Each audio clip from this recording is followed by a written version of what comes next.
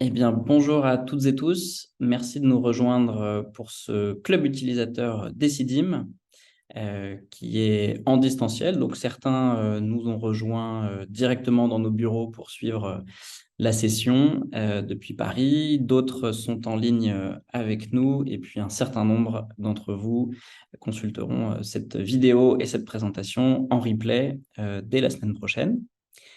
Donc, on vous remercie évidemment toutes et tous pour votre participation et par avance pour vos questions. C'est la 10e édition de ce club utilisateur qui, avec les années, s'est tenu parfois dans le cadre d'autres événements auxquels nous nous greffions, parfois en présentiel dans nos bureaux et puis parfois à distance, évidemment pendant les années Covid.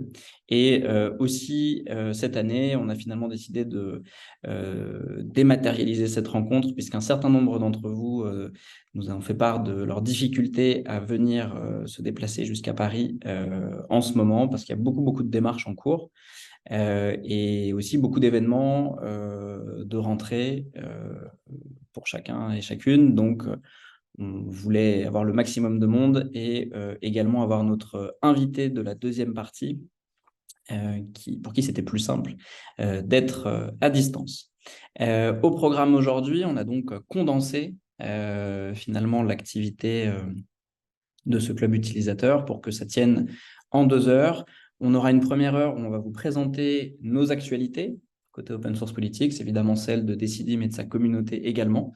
Donc, on va revenir sur quelques-uns de nos grands projets, revenir sur la feuille de route et vous présenter en fait toute une série de nouveaux outils, nouveaux services sur lesquels nous travaillons. Et puis, donc, on aura une deuxième heure, on aura la chance d'accueillir Emmanuel Roux, qu'on présentera et qui se présentera tout à l'heure à 15 heures pour une discussion sur ce qu'elle appelle les organisations apprenantes et plus largement les communs numériques et la médiation numérique. Alors, sans plus tarder, je vous propose donc de commencer et pour faire peut-être un petit récapitulatif des derniers mois. De notre côté, eh bien, nous constatons que nous sommes confrontés à un nouveau contexte par rapport à ce qu'on présentait les années précédentes. On observe que la conjoncture est plus difficile pour sans doute le secteur de la participation numérique en général et du coup aussi pour la communauté Decidim mais pour nous. Ça passe d'abord par des menaces et une crise de plus en plus affirmée autour des questions démocratiques, des régimes démocratiques. Et donc, il y a beaucoup de questions sur lesquelles on pourra revenir évidemment à l'occasion autour de ces enjeux-là. Nous, ce qu'on observe aussi à notre échelle, c'est que eh bien, après des années de forte croissance, vraiment de boom autour de la démocratie participative numérique, notamment aussi sans doute dans le contexte des confinements et de la distanciation sociale, on se retrouve aujourd'hui avec un marché en France qui a atteint un certain degré de maturité. Et donc, on n'est plus sur les mêmes volumes de nouveaux projets, nouvelles plateformes à lancer, et on est plutôt sur l'approfondissement des usages avec vous, du coup, les utilisateurs et les utilisatrices de Decidim au quotidien. Donc, on va y revenir, puisqu'évidemment, ça a un impact pour nous. Et puis, enfin, quand même une petite victoire dont on s'attribue une part, c'est le fait que, après des années de plaidoyer, hein, vous le savez, c'est dans notre nom depuis le premier jour, l'open source est devenu un standard sur ce type d'outils. Et donc, un certain nombre d'autres plateformes concurrentes sont passées sur des modèles plus ou moins ouverts, mais en tout cas, il y a une tendance à l'ouverture qui est affirmée. Et même si aucun n'a la communauté et la gouvernance propre encore à Decidim, on estime quand même que c'est un mouvement qui va dans le bon sens et sur lequel on est assez fier d'avoir une petite contribution. Alors évidemment, ce contexte donc est plus difficile, mais ça nous pousse aussi à réfléchir à un avenir plus diversifié. Et donc, vous allez voir qu'on a beaucoup de choses prévues pour continuer à être résilient et affronter les prochaines années. Tout d'abord, c'est une des particularités de l'OSP et ça va continuer. On a toujours grandi avec un réseau autour de nous. Donc d'autres entreprises, d'autres institutions, des partenariats, des projets de coopération à l'échelle européenne, voire internationale, ainsi que des collaborations approfondies avec d'autres acteurs en France. Et donc ça, c'est quelque chose qu'on veut continuer à développer, puisque Open Source Politics et nos différents outils ne se développent pas tout seuls en vase clos, mais c'est vraiment le fruit d'un réseau. Donc ça va continuer. Ce qui va continuer aussi, c'est notre capacité d'exploration de nouveaux outils et de services en complément et au-delà de Decidim. Donc ça, on y reviendra tout à l'heure. Et puis, au niveau de notre équipe, et ça, vous le savez, puisque vous échangez avec nous au quotidien, forcément dans le contexte économique que l'on connaît depuis quelques mois dans le secteur de la civic tech. Un certain nombre de nos collègues ont pris d'autres directions, ont quitté ou vont encore quitter dans les prochains mois, les prochaines semaines, l'aventure d'OSP.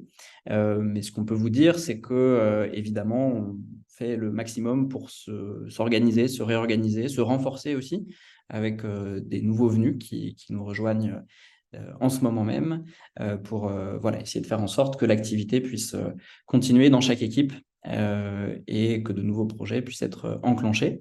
Et tout cela, on essaye de le faire dans le cadre d'une gouvernance la plus ouverte et démocratique en interne. Et donc là-dessus, il y a aussi des transformations qu'on a initiées il y a quelques mois et qui continuent de se déployer progressivement. On a été un petit peu peut-être retardé par rapport à nos projets initiaux, mais ce sont toujours des choses qui évidemment sont très importantes pour nous et donc qui vont continuer de se déployer à l'avenir. Et donc, au-delà de ce contexte qui, à bien des égards, était un petit peu plus difficile que ce qu'on a connu par le passé, on a aussi un certain nombre de signes très positifs et de projets qu'on a réussi à boucler. L'un des enjeux importants pour nous, c'était d'améliorer la gestion de nos plateformes et de notre parc. Donc ça, c'est des projets sur lesquels on réfléchit et on travaille depuis 2, 3, 4 ans. Aujourd'hui, il y a des concrétisations très fortes. Alors évidemment, on est encore un peu dans la période d'adaptation, mais malgré tout, il y a des progrès substantiels dans la manière dont nous gérons vos plateformes qui sont notables. Le premier point, c'est qu'après des années à avoir autant finalement de versions de Decidim que de clients, on a réussi à se concentrer sur une version de référence, la Decidimap, qui est donc finalement une version augmentée du Decidim standard et qui contient un certain nombre de modules complémentaires propres à OSP, ou en tout cas avec une recette et un assemblage sur lequel nous sommes intervenus. Et aujourd'hui, 80% de nos plateformes utilisent cette Decidimap. On vous en avait parlé l'an dernier, on est en train de la déployer. Et donc là, depuis ces derniers mois, on a vraiment la majorité très large de notre parc qui est passé la Decidimap. On va y revenir ensuite avec la présentation qui vous sera faite de la feuille de route et des perspectives. Mais c'est quelque chose de très important puisque ça nous permet d'être beaucoup plus réactifs. Et évidemment, en parallèle, de conserver quelques souplesses sur des plateformes plus customisées pour certains clients qui ont plus de moyens et plus de besoins aussi spécifiques. Un autre grand chantier dont vous avez été bien entendu informé et que vous suivez encore au quotidien, on a décidé d'engager une migration de notre infrastructure technique vers une nouvelle technologie, Kubernetes, qui permet une meilleure gestion, une optimisation des serveurs et donc de la capacité de nos plateformes à assumer des pics de charge, à être tout simplement gérées de manière plus économe aussi en ressources vous savez que les serveurs consomment beaucoup d'énergie et donc tout cela va dans le bon sens. Alors c'est un gros chantier qui s'est concrétisé cet été par la migration de 95% de nos instances. Il nous reste en réalité des grosses plateformes de pétition qui sont notamment celles de l'Assemblée nationale et du Sénat qui sont du coup des cas un peu particuliers, donc on traite individuellement. Mais pour toutes les autres plateformes, la migration a eu lieu. On sait aussi qu'elle a eu quelques effets de bord qu'on est en train de finir de corriger. Ça créé quelques perturbations autour des tableaux de bord Metabase, autour d'un certain nombre de documents qui ont changé de route sur vos plateformes, etc. Donc, il y a quelques effets de bord, évidemment, dont on s'excuse et qu'on essaie de corriger au plus vite. Mais en tout cas, cette étape très, très importante, et là aussi, on y réfléchit depuis des années, a pu être franchie. Et donc, c'est avant tout pour mieux gérer vos outils et vous proposer un meilleur service à court et moyen terme. Et puis enfin, on va y revenir après dans une section dédiée. On a retravaillé encore la feuille de route, la collaboration avec d'autres acteurs de la communauté pour faire en sorte de nous engager dans des développements qui répondent à un certain nombre de demandes que vous êtes nombreux à nous faire. Et donc là, on a quelques chantiers qui ont déjà bien avancé, mais qui vont permettre de mutualiser des investissements sur le développement d'enquêtes publiques réglementaires sur des CIDIM, l'amélioration continue de nos mécaniques de connexion aux plateformes avec des nouvelles modalités, un parcours plus simple pour les utilisateurs. Et on a d'autres sujets de collaboration entre plusieurs institutions, notamment par exemple sur les budgets participatifs et l'amélioration des phases de vote. Donc vraiment de ce côté-là, optimisation d'un certain nombre d'interfaces techniques. Donc, vous ne les voyez pas forcément au quotidien, mais pour nous, c'est des choses qui ont été des gros chantiers et qui, aujourd'hui, ont bien avancé. Et puis, sur ce qui est plus visible, on a un certain nombre de belles missions aussi que nous avons pu mener ces derniers mois.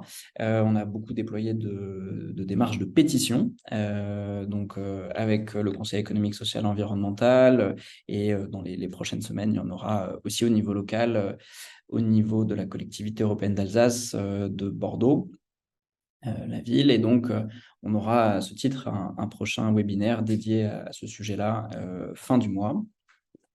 Au niveau européen, on continue d'avoir un certain nombre de projets sur lesquels nous sommes engagés, puisque Decidim est peut-être l'une des plateformes vraiment les plus adaptées à ce genre de projet, du fait de sa nature multilingue et très partenariale. Et donc, on accompagne des projets qui sont lauréats de subventions européennes sur les prochaines années. Et on a commencé à déployer d'autres plateformes en répondant à des demandes autour de Decidim, notamment en Lituanie et en Slovaquie, pour les nouveaux États membres de l'Union européenne couverts cette année. Et puis, à l'international, on continue de travailler étroitement à l'amélioration des budgets participatifs grâce à New York, qui fait des gros investissements en la matière. Et puis, des réseaux d'échange, People Powered étant un de nos partenaires. On pourra y revenir après si vous avez des questions. Et à ce titre, on a également remporté avec Mission Publique un appel d'offres de l'AFD pour accompagner des démarches à l'international. Donc là aussi, on continue de comparer ce que vous faites et ce que nous faisons en France avec d'autres regards internationaux, et c'est toujours enrichissant. Et on est bien sûr là pour ensuite vous en parler. Alors, je vous propose maintenant de faire des points de focus particuliers sur tout d'abord la prochaine version de Decidim, qui, vous savez, est très importante. Et pour cela, je vais tourner la caméra vers Lucie, qui va vous présenter tout cela. Merci Valentin et bonjour à tout le monde. En effet, la version 0.28 de Decidim, ça fait déjà bien 1 an que vous en entendez parler, puisque c'est l'un des plus gros chantiers de la communauté Decidim depuis plus d'1 an. En effet, depuis 18 mois, la communauté travaille sur ce projet. C'est un énorme projet puisqu'il correspond au redesign complet du logiciel. À la base, la 0.28 devait comprendre le redesign du front office, donc de l'espace des utilisateurs. Et pour sortir dans les mois d'après, la 0.29 qui correspondait à la refonte du design de l'administration des CIDIM. Finalement, au vu de certains retards pour sortir la version 0.28, il a été décidé par l'association des CIDIM que la 0.28 comprendrait et le redesign de l'espace utilisateur et le redesign de l'espace des administrateurs. Autrement dit, la prochaine version de Decidim, qui devrait arriver très prochainement, concerne vraiment l'ensemble du redesign de la plateforme. Il y a plusieurs objectifs à la mise en place de ce chantier-là. Tout d'abord, essayer d'améliorer et fluidifier le parcours des utilisateurs, le rendre plus simple et plus attractif en renforçant par exemple la simplicité d'utilisation. Il y a aussi un gros enjeu autour de l'amélioration de l'accessibilité avec l'objectif d'atteindre en fait les 100% requis par le RGAA. et donc de rendre la plateforme Decidim la plus attractive, la plus simple d'utilisation et la plus accessible possible pour tous les utilisateurs et utilisatrices. Ce gros chantier, comme je disais, il est à sa fin, puisque durant le mois, on assistera à la release de la 028 de Decidim lors du Decidim Fest. Le Decidim Fest, c'est donc un événement annuel organisé par la communauté et l'association Decidim afin de présenter les gros projets de l'année et d'organiser tout un tas d'ateliers avec les différents partenaires de Decidim autour du futur du logiciel Decidim, bien évidemment, mais aussi le futur des communs numériques, mais aussi de la participation citoyenne. Forcément, la sortie de la 028 de Decidim, elle aura un impact et ça signifie quelque chose pour les plateformes de nos clients, puisque nous, d'ores et déjà, on est en train de planifier la montée de version progressive des plateformes de nos clients en 028. Bien évidemment, ça va être quelque chose de très progressif et évolutif parce qu'on a besoin de notre côté de tester en profondeur cette nouvelle version, puisqu'elle va impacter tout l'esthétique, tout le design, l'accessibilité, etc. Des plateformes de nos clients. Donc pour cela, on commence à planifier d'ores et déjà la montée de version sur plusieurs mois. Et donc l'idée, c'est de monter progressivement l'ensemble de nos parcs clients en 0.28. Donc tout d'abord, certaines plateformes dédiées, donc qui ne sont pas sur la Decidimap, pour ensuite progressivement faire monter de version la Decidimap. Ça nécessite aussi de notre côté, puisque Valentin introduisait tout à l'heure la Decidimap et l'ensemble des modules et des fonctionnalités supplémentaires propres à OSP, ça nécessite d'avoir un travail d'adaptation de nos modules, des fonctionnalités. Et également, vous le savez, la plupart d'entre vous ont des templates graphiques sur leur plateforme, puisque ça venait ajouter justement une couche d'accessibilité supplémentaire, d'esthétique aussi. Et donc, on va devoir aussi voir de notre côté si on a besoin de créer de nouveaux templates graphiques adaptés à la 0.28. Donc, tout ceci, c'est beaucoup de travail pour nous. On en vient du coup aux prochaines étapes donc liées à la montée de version de nos clients en 0.28. Comme je le disais, la release de la version 0.28, elle va avoir lieu durant le Decidim Fest, donc en octobre, et ce à l'échelle de la communauté. Ça nous permettra à partir de fin octobre, début novembre, et ce jusqu'en au moins en février 2024, de tester en profondeur cette version, de déceler s'il y en a des potentiels bugs, de les faire remonter à l'association Decidim pour les corriger dans les plus brefs délais, mais aussi bien évidemment de notre côté de prendre en main la version afin d'envisager concrètement de faire monter certains de nos clients sur cette prochaine version.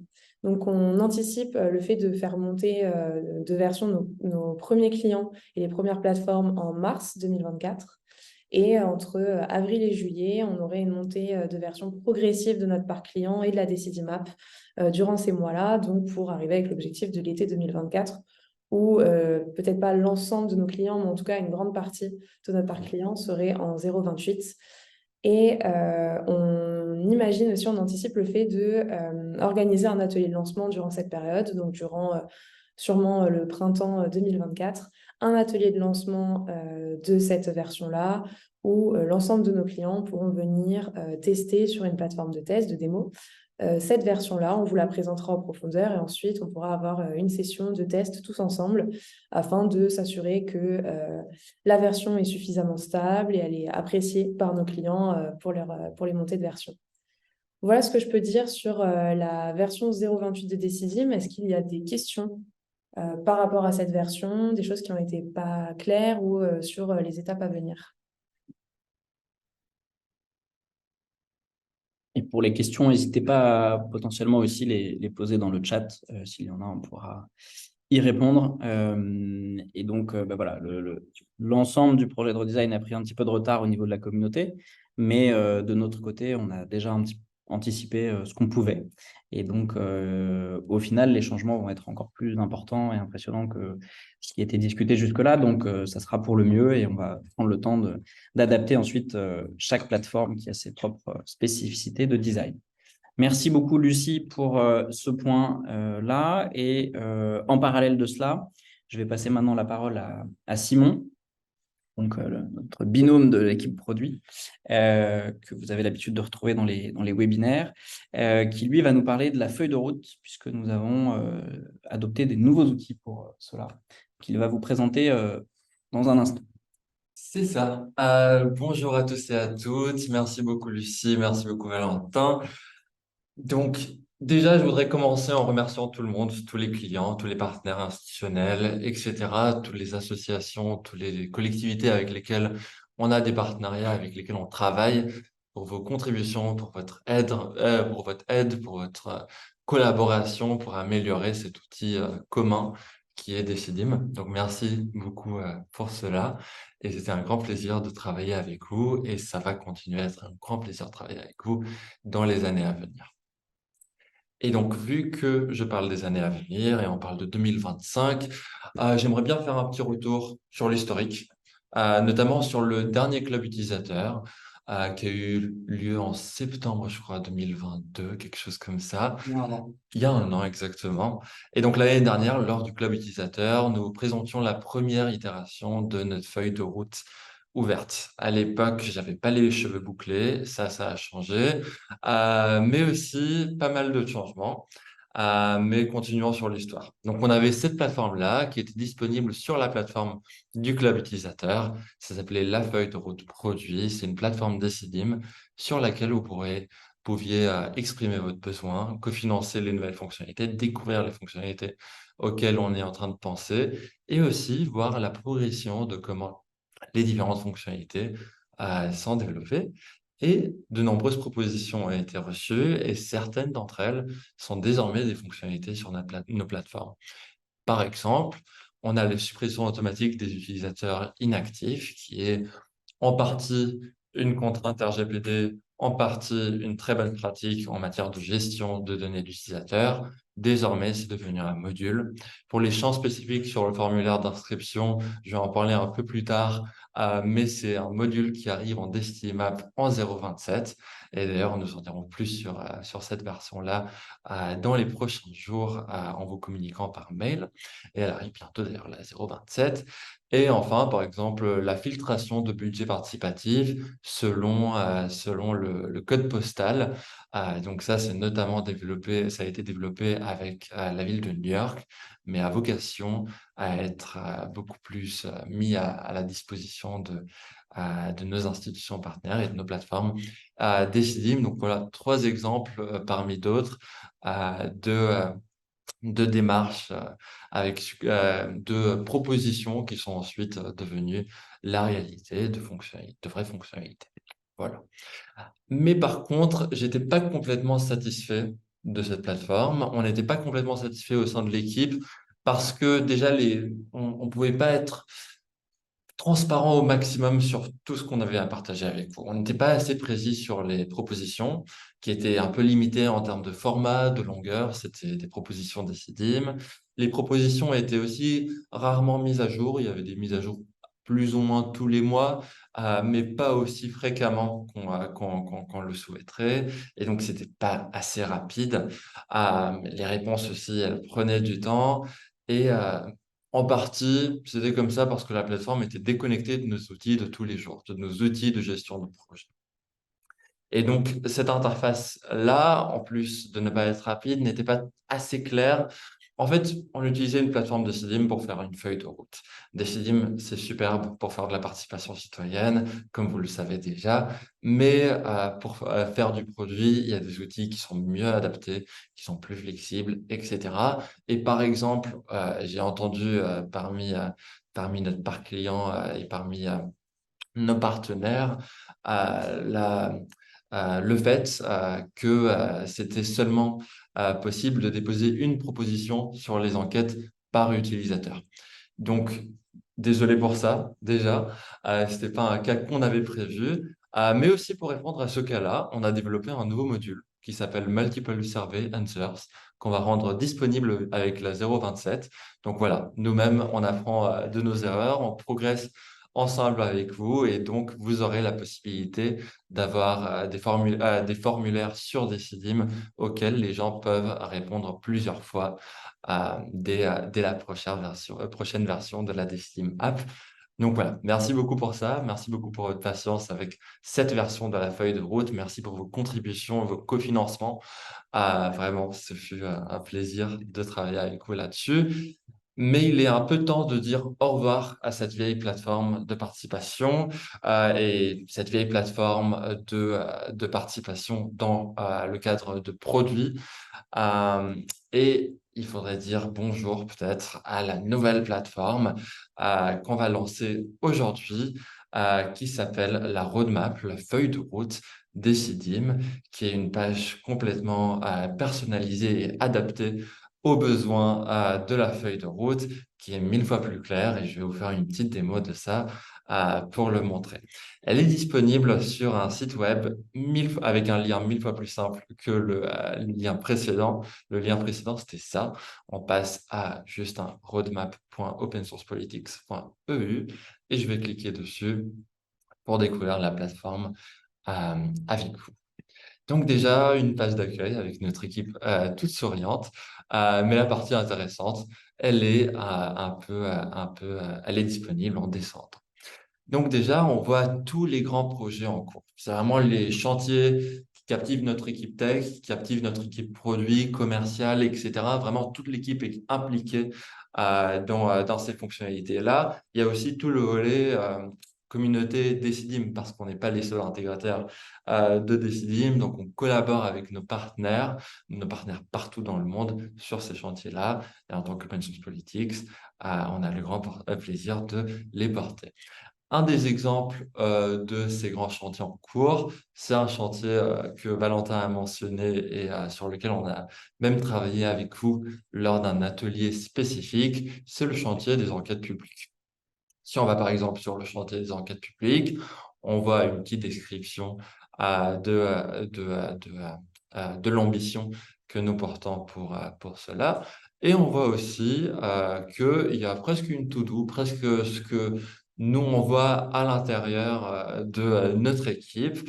On voit un grand résumé, une grande vision sur qu'est-ce qu'il y a à faire avec les différentes priorités, avec les différentes métapropositions même.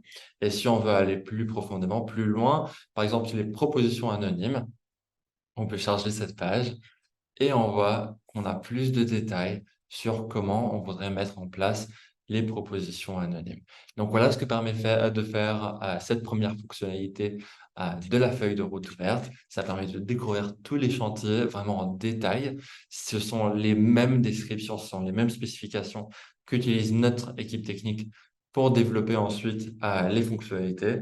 Donc, on veut être transparent avec vous, on veut mettre tout à jour vraiment à l'instantané. Dès que nous, on réalise quelque chose, on va le mettre en done, on va cocher la case pour montrer que voilà, ça a été accompli, voilà ce qu'il nous reste à faire. Donc ça, c'est une première fonctionnalité que je voulais partager avec vous. Une deuxième fonctionnalité, c'est notamment les ateliers produits à venir. Donc, on a un petit résumé de tout ce qu'on peut, de tous les événements qui sont à venir et tous les événements passés aussi. Donc, par exemple, on a eu cet atelier produit sur les enquêtes publiques lors d'un appel en visio. Et si on va sur cette page, on peut voir le replay et l'enregistrement de cet atelier-là. Donc voilà, si jamais vous voulez être informé de tous les ateliers à venir, bien sûr, on va vous envoyer des mails là-dessus pour vous en informer. Mais vous pouvez aussi découvrir les dates et plus d'informations là-dessus. On a aussi un suivi de l'évolution de la DecidiMap. Je sais que ça peut être difficile de garder trace, de savoir tout ce qui arrive sur le logiciel, vu que c'est un énormissime logiciel, vu qu'il y a toute la communauté qui travaille dessus. On a bien envie de communiquer avec vous sur toutes les nouvelles mises à jour. Et donc, par exemple, la prochaine mise à jour de Decidim, qui arrive plus ou moins dans un mois, quelque chose comme ça. Corrigez-moi si je dis des bêtises, Lucie et Valentin. Mais on peut voir ce qu'il y a de prévu pour cette prochaine version. Ça va être la version 0.27. On voit par exemple qu'il y a un nouveau système de téléchargement de documents, une nouvelle fonctionnalité budget, des améliorations pour la fonctionnalité budget, des smileys, des emojis qui se rajoutent aux conversations. Et par exemple, un besoin que j'entends depuis le début, c'est des champs d'inscription personnalisables vous pouvez trouver une petite démo ici et vous trouverez ça sur votre plateforme en facultatif dès la version 0.27. Donc, très bientôt, si vous êtes sur la Decimap. Ensuite, on a des petits projets en attente. Donc, n'hésitez pas à les regarder, à aussi exprimer à votre intention de les cofinancer, par exemple. Ils sont tous priorisés aussi selon sur le feedback client, les retours clients qu'on reçoit tous les jours. Et ensuite, on a un espace un peu FAQ où vous pouvez voir les questions les plus fréquemment posées et comprendre un peu plus sur comment fonctionne notre processus produit. Le plus important dans tout ça, vraiment, c'est ce bouton-là et ce bouton-là qui mène vers le même endroit, c'est partager vos défis, proposer votre idée. C'est un endroit dans lequel on vous invite à remplir ce formulaire. Et dès que avec votre besoin, avec votre problème, avec votre défi, avec votre idée, et dès que vous remplissez ce formulaire, je reçois une notification. Ça, c'est un premier truc. Et ensuite, cette proposition apparaît là-dessus. Donc, par exemple, on a une demande qui est déjà déposée sur les descriptions des questions dans Decidim Awesome. On voit qu'elle est en attente de traitement. Et donc, on va réagir là-dessus et on va la transférer vers le backlog où on va le traiter ensemble avec l'équipe produit et nos développeurs. Voilà sur le site web. Je vais retourner à la présentation qui est ici, je crois. Hop, voilà. Et donc, l'objectif avec tout ça, j'ai essayé d'être très rapide, c'est d'être plus granulaire, plus rapide et plus accessible. Plus granulaire en mettant plus de détails, en mettant plus d'informations sur ce qui se passe côté produit chez Open Source Politics. Plus rapide en mettant à jour les infos instantanément et aussi de récupérer vos contributions affichées directement dans le backlog. Voilà, comme ça, on a une réciprocité aussi. Et surtout beaucoup plus accessible. Il n'y a plus besoin d'aller chercher sur la plateforme du club utilisateur. Tout est sur roadmap.opensourcepolitics.eu. Tout est mieux structuré, plus compréhensible et donc beaucoup plus accessible. Et d'ailleurs, si vous avez des retours par rapport à cette plateforme et comment on peut l'améliorer, n'hésitez pas à nous contacter. Mais surtout, partagez vos besoins et n'oubliez pas de participer au cofinancement aussi. Merci beaucoup et je passe la parole à Valentin. Très bien, merci beaucoup. Donc, Lucie, puis Simon pour ces présentations un peu des perspectives qui nous attendent sur Decidim dans les prochains mois, avec très prochainement une version 0.27 sur la Decidim App et un certain nombre de nouvelles fonctionnalités. Et puis ensuite, donc, ce gros chantier du redesign dont on a parlé. En parallèle de cela, nous travaillons sur un certain nombre d'autres outils et services. Aujourd'hui, on veut vous les présenter. Ils sont à des stades plus ou moins avancés, mais à chaque fois, ils font souvent l'objet de partenariats avec d'autres structures, ce qui fait qu'on peut aller assez vite désormais dans le déploiement si certains de ces projets, évidemment, vous intéressent. Et donc, on sera amené à vous les représenter plus en détail et sans doute à faire des points aussi un peu approfondis avec vous si certains vous intéressent particulièrement. Donc, ces nouveaux services et outils, il y a déjà évidemment tout ce que vous connaissez déjà. Donc, en plus de Decidim, on a rajouté il y a maintenant 2-3 ans l'outil Metabase qui permet une analyse statistique plus poussée et une analyse de contribution en lien avec d'autres outils de synthèse, de traitement automatique de la langue, d'étiquetage qu'on est amené à utiliser lorsque l'on réalise de grosses synthèses. En ce moment, par exemple, on est engagé sur une démarche pour l'ANCT, l'Agence nationale de la cohésion des territoires, et on doit produire plusieurs dizaines, centaines de documents de synthèse très localisés. Donc, on pourra faire un retour d'expérience aussi sur tout ça, puisque nos outils sont de plus en plus automatisés pour réaliser ces opérations-là. Vous le savez aussi, notre équipe peut vous former sur un certain nombre de thèmes liés à vos plateformes, mais plus largement à la participation citoyenne. Et donc là aussi, on a progressivement développé toute une palette de formation et d'accompagnement. Et on a aussi travaillé ces derniers mois sur un certain nombre de projets autour du climat qu'on a regroupés dans ce qu'on a appelé Open Climate Politics.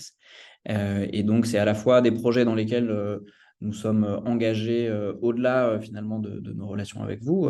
Notamment, ce sont les décarbonautes sur lesquels on a quelques éléments sur notre site et sur lesquels on communiquera davantage dans les prochaines semaines. Et puis, évidemment, certains d'entre vous essayer de déployer des concertations plus ambitieuses ou très centrées sur les enjeux climat. Et donc, on a une palette de services pour vous accompagner là-dedans.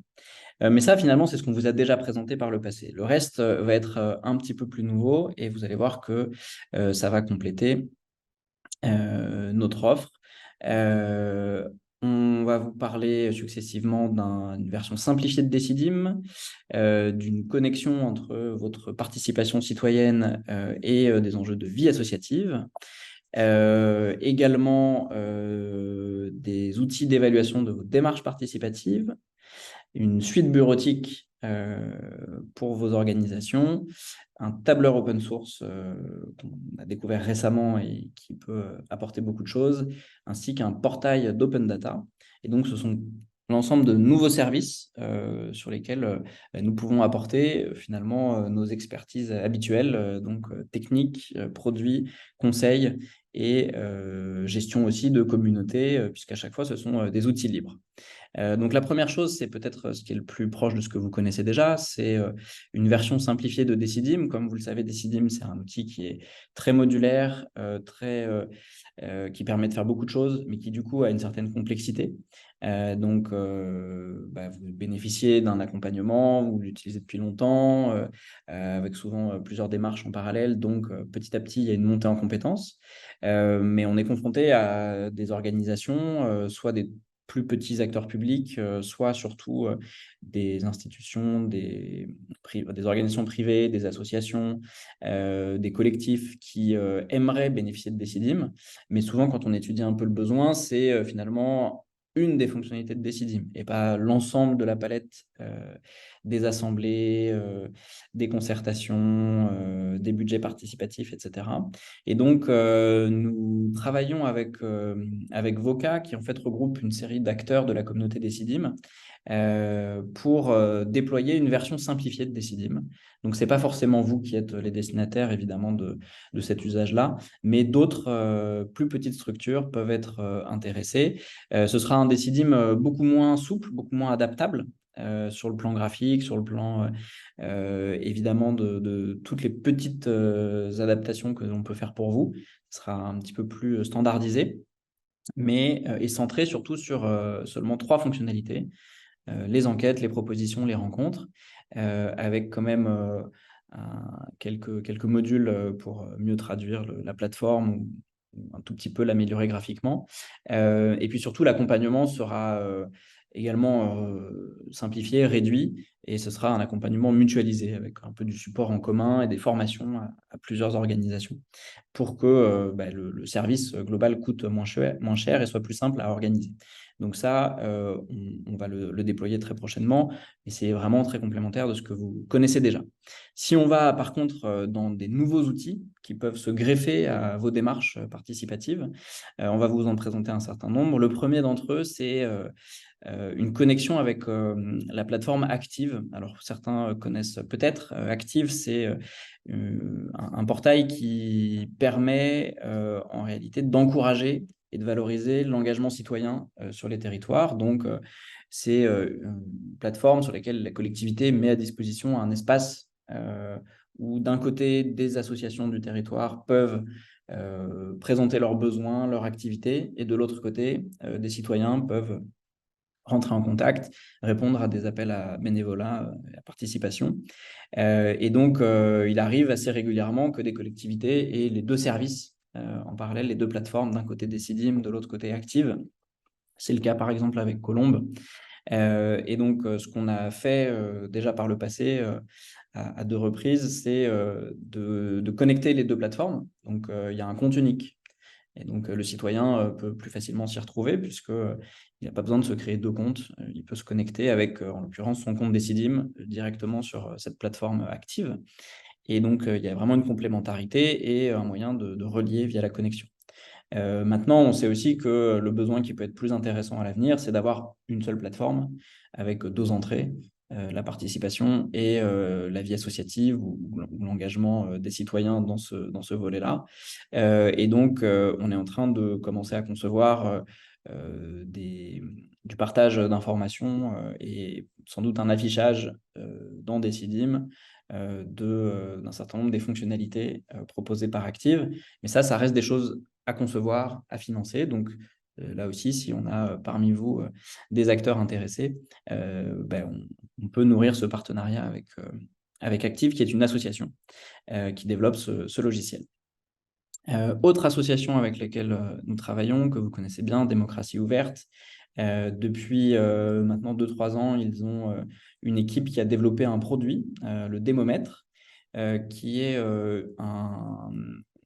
une plateforme d'évaluation à travers un questionnaire assez complexe de démarche participative. Donc, c'est un questionnaire qui a été conçu avec l'appui d'un comité d'orientation de très haut niveau qui regroupe certains de vos homologues dans d'autres collectivités, un certain nombre de chercheurs autour de la participation citoyenne et puis des praticiens tels que vous et aussi des équipes comme la nôtre.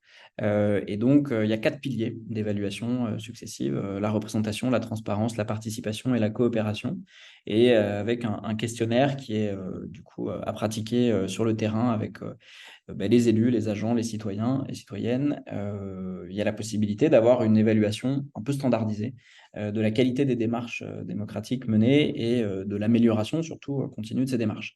Et donc, c'est un outil complémentaire que nous pouvons déployer en lien avec Démocratie Ouverte et vous proposer, ainsi que l'accompagnement qui va avec pour déployer cela. Et donc, si vous êtes intéressé, n'hésitez pas à nous en reparler également pour des pilotes. Indie Hosters, dont le nom vous est forcément familier puisque c'est avec eux que nous avons réalisé la migration de notre parc serveur vers Kubernetes ces derniers mois.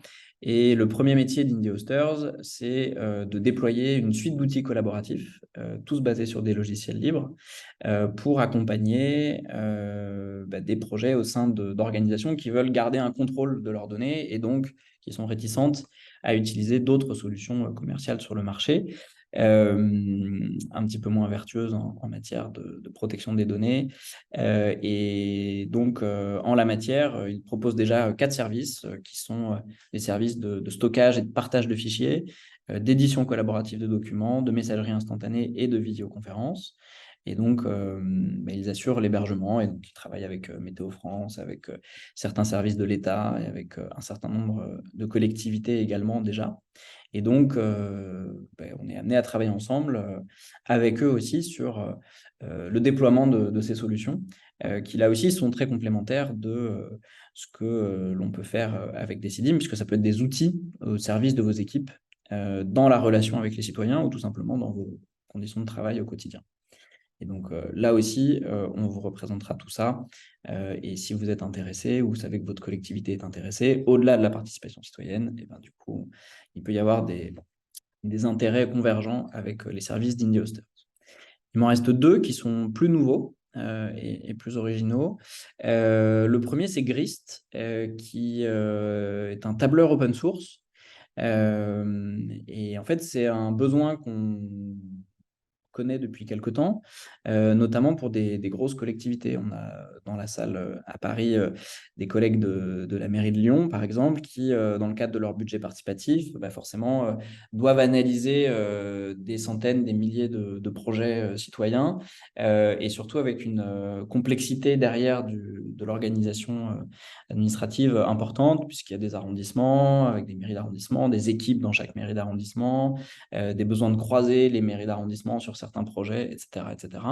Et donc, c'est sûr que les tableurs Excel exportés depuis Decidim ou les solutions qu'on peut proposer dans Decidim ou via Metabase permettent pas de répondre à ces besoins très, très bien. Et donc, c'est pour ça qu'on a cherché des modalités existantes pour finalement avoir des outils complètement personnalisables d'analyse de données, de bases de données. Et Grist est une belle trouvaille. C'est déjà utilisé en France par l'ANCT et plusieurs collectivités importantes.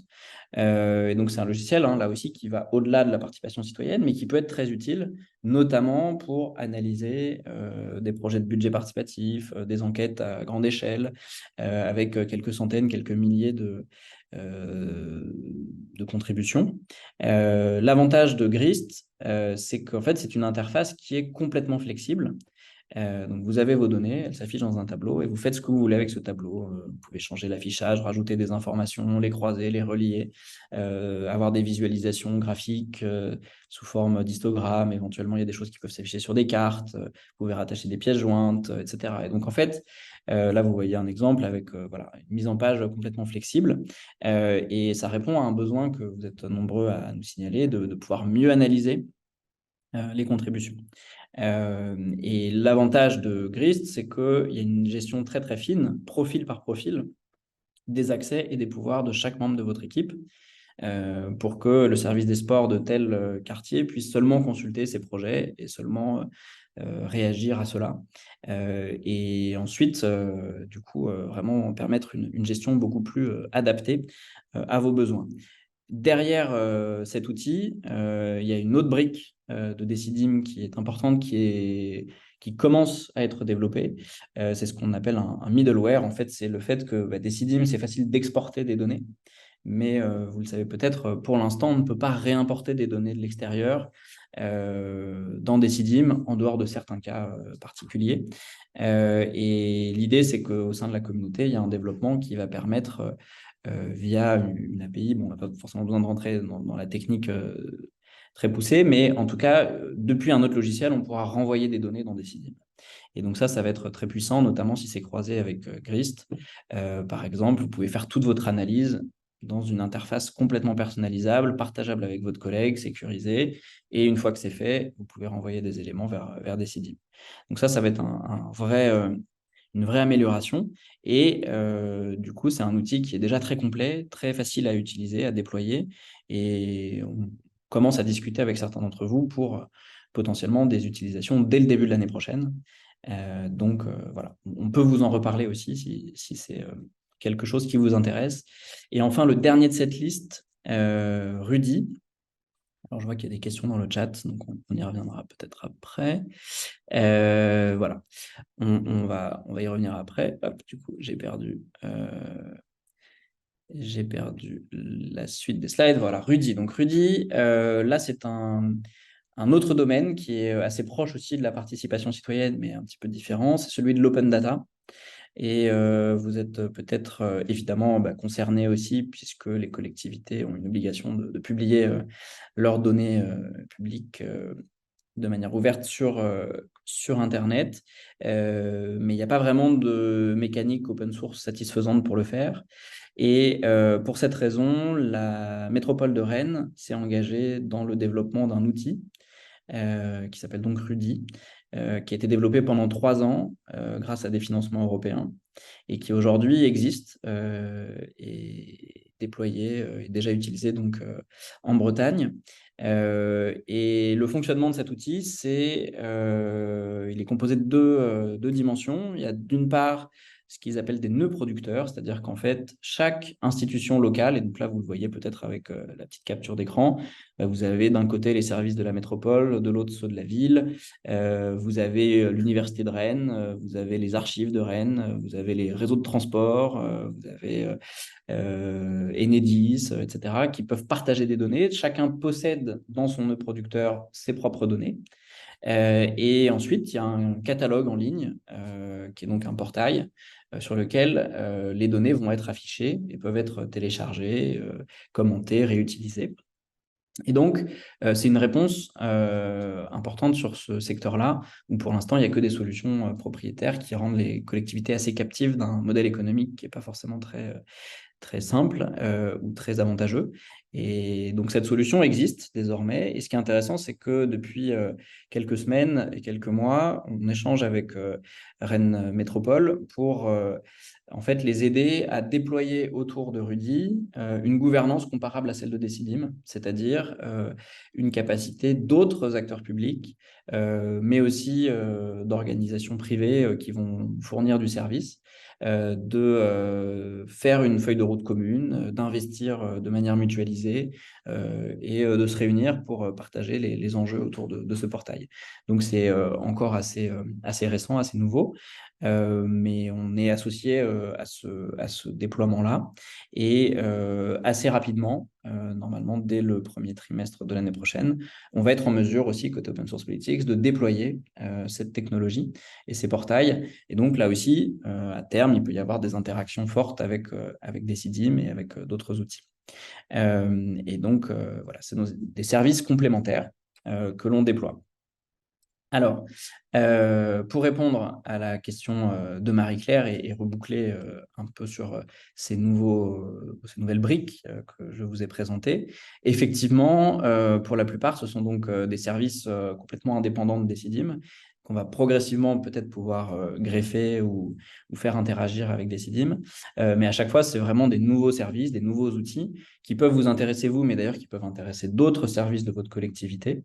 Et surtout qui partagent la même philosophie qui est celle d'Open Source Politics, d'avoir des outils libres, communautaires, qui évoluent grâce à une série d'acteurs publics, privés, techniques et d'accompagnement, et voilà, très opérationnels.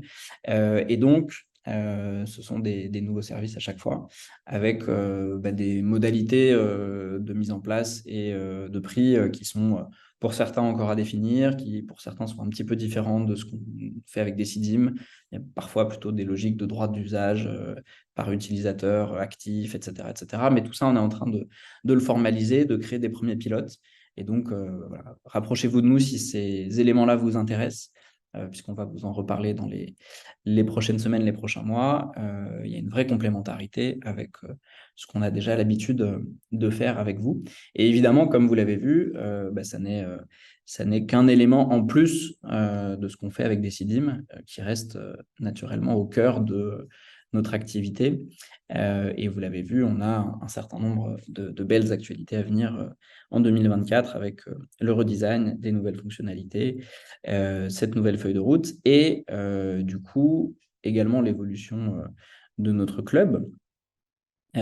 Puisque en y réfléchissant et en interrogeant certains et certaines d'entre vous, on s'aperçoit que tous les événements qu'on a essayé d'organiser cette année, qui étaient très très centrés sur le produit Decidim, donc on a fait une série de webinaires, finalement, n'intéressait pas l'ensemble d'entre vous et était parfois trop centré sur des questions techniques. À l'inverse, on a eu des bons retours sur ce qu'on a pu faire en produisant une brochure, un peu de recherche sur la participation citoyenne. On a une nouvelle brochure qui est en cours de préparation et qui sortira normalement en début d'année 2024. Et on comprend et on conçoit très bien que pour l'avenir, il faut qu'on arrive à élargir un petit peu le format du club utilisateur pour conserver votre intérêt. Donc évidemment, il y aura toujours du Decidim au centre et cette communauté, mais on va aller un peu au-delà. À la fois pour accueillir des nouveaux thèmes, aller un peu plus loin sur la participation et sur les communs numériques, et puis également accueillir de nouveaux outils, puisqu'ils vont être à nouveau très complémentaires et on va progressivement les mettre en place. Et pour ce faire, on a décidé donc probablement de faire un petit peu moins, enfin on ne va pas rester sur le rythme du webinaire mensuel parce que c'est beaucoup de travail pour nous et on s'aperçoit que la fréquentation n'est pas suffisante pour le justifier, malgré le fait que vous puissiez les regarder en replay également. On va essayer de se concentrer sur un petit peu moins de temps au cours de l'année, mais par exemple, une fois par trimestre, avoir quelque chose d'un peu plus fort, d'un peu plus construit, et notamment le fait que on souhaite retrouver aussi cette dimension présentielle, cette dimension partenariale, inviter un certain nombre de personnes avec qui on travaille au quotidien, vous les présenter et vous permettre d'interagir aussi entre vous. Et donc, pour ce faire, on a décidé donc évidemment de décaler la version présentielle qui devait avoir lieu aujourd'hui et de se donner un petit peu de temps pour organiser quelque chose d'un peu plus gros qui aura lieu donc au printemps prochain, Vous pouvez d'ores et déjà marquer la date dans vos agendas. Ce sera le 4 avril 2024 à Paris. Et on vous donnera évidemment des détails au fur et à mesure. Mais voilà, ce club OSP, qui ne va plus être simplement le club Decidim, encore de belles démarches devant lui à organiser avec vous.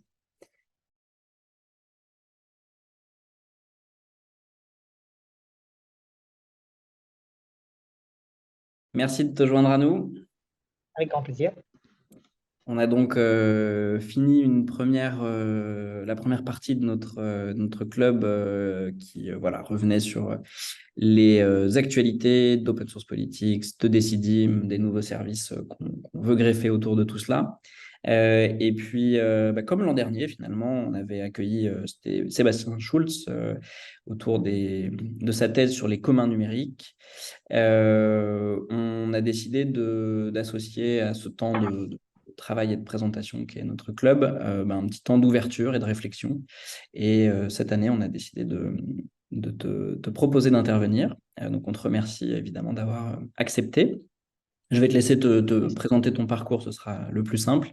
Mais simplement dire que on s'est rencontrés il y a quelques mois de cela et on a vu un certain nombre de convergences et là aussi d'ouverture pour nous sur nos métiers, nos activités, notre environnement numérique. Et donc, on va te laisser un petit temps donc, pour présenter ce que tu fais, les enjeux qui te paraissent importants autour de ces fameuses organisations apprenantes et puis plus largement de la philosophie du libre et de la médiation numérique, qui sont des sujets sur lesquels tu t'es beaucoup investi. Et puis ensuite, évidemment, on invitera nos membres du club à te poser des questions. J'en ai aussi quelques-unes pour toi. On ait une bonne discussion d'une petite heure donc ensemble. Voilà, je te cède la parole. Et merci encore. Un grand merci. Bonjour à tous. Un vrai grand merci pour cette très belle invitation. Je m'appelle Emmanuelle Roux. Je suis entre autres fondatrice et dirigeante du Chaudron.io, donc je vais vous parler un petit peu dans mes activités. Je partagerai une image. Peut-être avant, si c'était possible, moi je suis assez preneuse d'un mini tour de table pour savoir un petit peu qui est là par la même occasion, si sur ce sujet, on va dire, très orienté organisation apprenante, médiation numérique et libre, si vous avez déjà des questions en tête et des choses ou voilà, quelque chose à déposer, vraiment un petit peu rapidement, mais en tout cas, je suis assez preneuse d'avoir un peu de visibilité sur la composition. Possible? C'est possible. On a quelques membres de l'équipe Open Source Politics. Alors, au final, comme tu le sais, à la base, on devait évidemment se retrouver à Paris. Donc là, j'ai une dizaine de personnes devant moi dans les bureaux d'OSP. On a notamment des partenaires de Democratic Society avec qui on participe à un événement, enfin un projet européen, et un agent de la ville de Lyon qui est avec nous en présentiel. Et puis, celles et ceux qui nous rejoignent en visio, vous pouvez aussi, en deux mots, dire d'où vous venez et si le sujet vous évoque des choses. Donc, par exemple, je vais faire les attributions. On va commencer par Marie-Claire. Bonjour, donc Marie-Claire Cossy, mairie de Toulouse et Toulouse Métropole. Derrière, donc, je participe à Open Source Politics. J'ai rien de particulier. J'attends votre présentation, en fait, pour me faire une idée. Voilà. Je laisse la parole à Amélie Combi. Oui, bonjour à toutes et à tous. Donc, Amélie Combi, je suis chargée de mission participation citoyenne à la mairie d'Arcueil dans le 94. Donc, on utilise une plateforme OSP. Pas de remarques particulières. Curieuse d'écouter votre intervention. Et je laisse la parole à mon collègue Léo Barthélémy, qui normalement est présent. Oui, bonjour à tous, merci Ami. Donc du coup, Léo Barthélémy, je travaille également à la mairie d'Arcueil. Voilà, et même principe, je suis très curieux d'en savoir plus, mais j'ai pas de questions à ce stade. Et du coup, Merci puisque beaucoup. on donne la parole, je laisse la parole à Raphaël.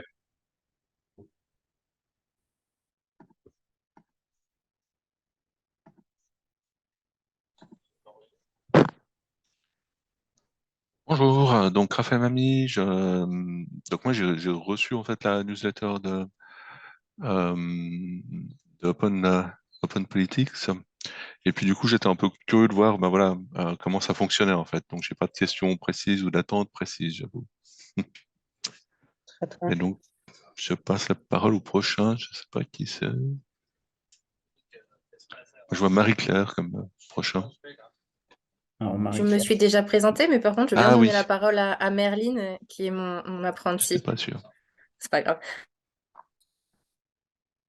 Bonjour à tous, donc moi c'est Merline Gabois, je travaille à la mairie de Toulouse et Toulouse Métropole avec Marie-Claire Crossy. Et je donne la parole à... Alors attendez juste un instant. Désolée, hein. Alors à Léo Barthélémy. Alors, je viens de me présenter aussi. Ah, Désolé. ah oui. Euh, je te laisse redonner si tu veux. Ok. Alors je donne la parole à Méana Wolf. Je sais pas si c'est comme ça on prononce, je suis désolée, hein. Bonjour, je fais partie de l'équipe Open Source Politics également. Ok. Et je ne sais pas qui ne s'est pas encore présenté. Euh, Je peux prendre la parole si tu veux. Je vais mettre la vidéo si ça marche. Hop. Bonjour, du coup, moi c'est Quentin Champenois, je suis développeur chez Open Source Politics. Donc voilà, pareil, je viens pour aussi écouter la présentation et voir s'il y a des questions qui se soulèvent par la suite. Et je vais passer directement la parole aussi à Pauline potentiellement. ouais, après, donc il y a toute l'équipe d'OSP Ouais. qui Et puis après, on- OSP. Peut-être dans les intervenants parmi nos clients qui viennent d'autres endroits, on a quelqu'un de la MEL, Métropole européenne de Lille. Oui, bonjour, je suis Laure Lepère, chargée de mission de participation citoyenne à la MEL et pareil, pour l'instant, j'ai pas forcément de questions, j'attends l'intervention. On a Arthur qui est à l'université de Caen, Normandie. C'est bien ça, Université de Caen-Normandie. Donc moi, je suis journaliste vie étudiante et de campus et en même temps chargé de projet de démocratie participative. Et du coup, pareil, pas trop de questions pour l'instant. Je vais attendre un petit peu. Merci beaucoup. On a Claire qui nous vient de Culture Connect. Donc ça, c'est une autre forme d'organisation. Oui, je suis Claire Leroy. Je travaille pour les bibliothèques en Flandre, Belgique, et ils utilisent Decidim comme plateforme pour travailler ensemble. Et je n'ai pas encore des questions. Je voyais Aude qui, je crois, vient de Tours. Oui, tout à fait. Donc, je suis Aude Brunet-Bonardel et je suis chargée de mission démocratie permanente à la ville de Tours. Pareil, j'ai pas de questions pour l'instant. Je suis impatiente d'écouter votre intervention. Et puis, je passe la parole du coup à Alexis qui travaille avec moi à la ville de Tours. Bonjour à tous et à toutes, donc Alexis Vanier, je travaille aussi à la ville de Tours et moi je suis plutôt chargé du suivi de la réalisation des projets du budget participatif. Très bien. Très bien. Et je crois que nous avons PA également qui ne s'est pas encore présenté.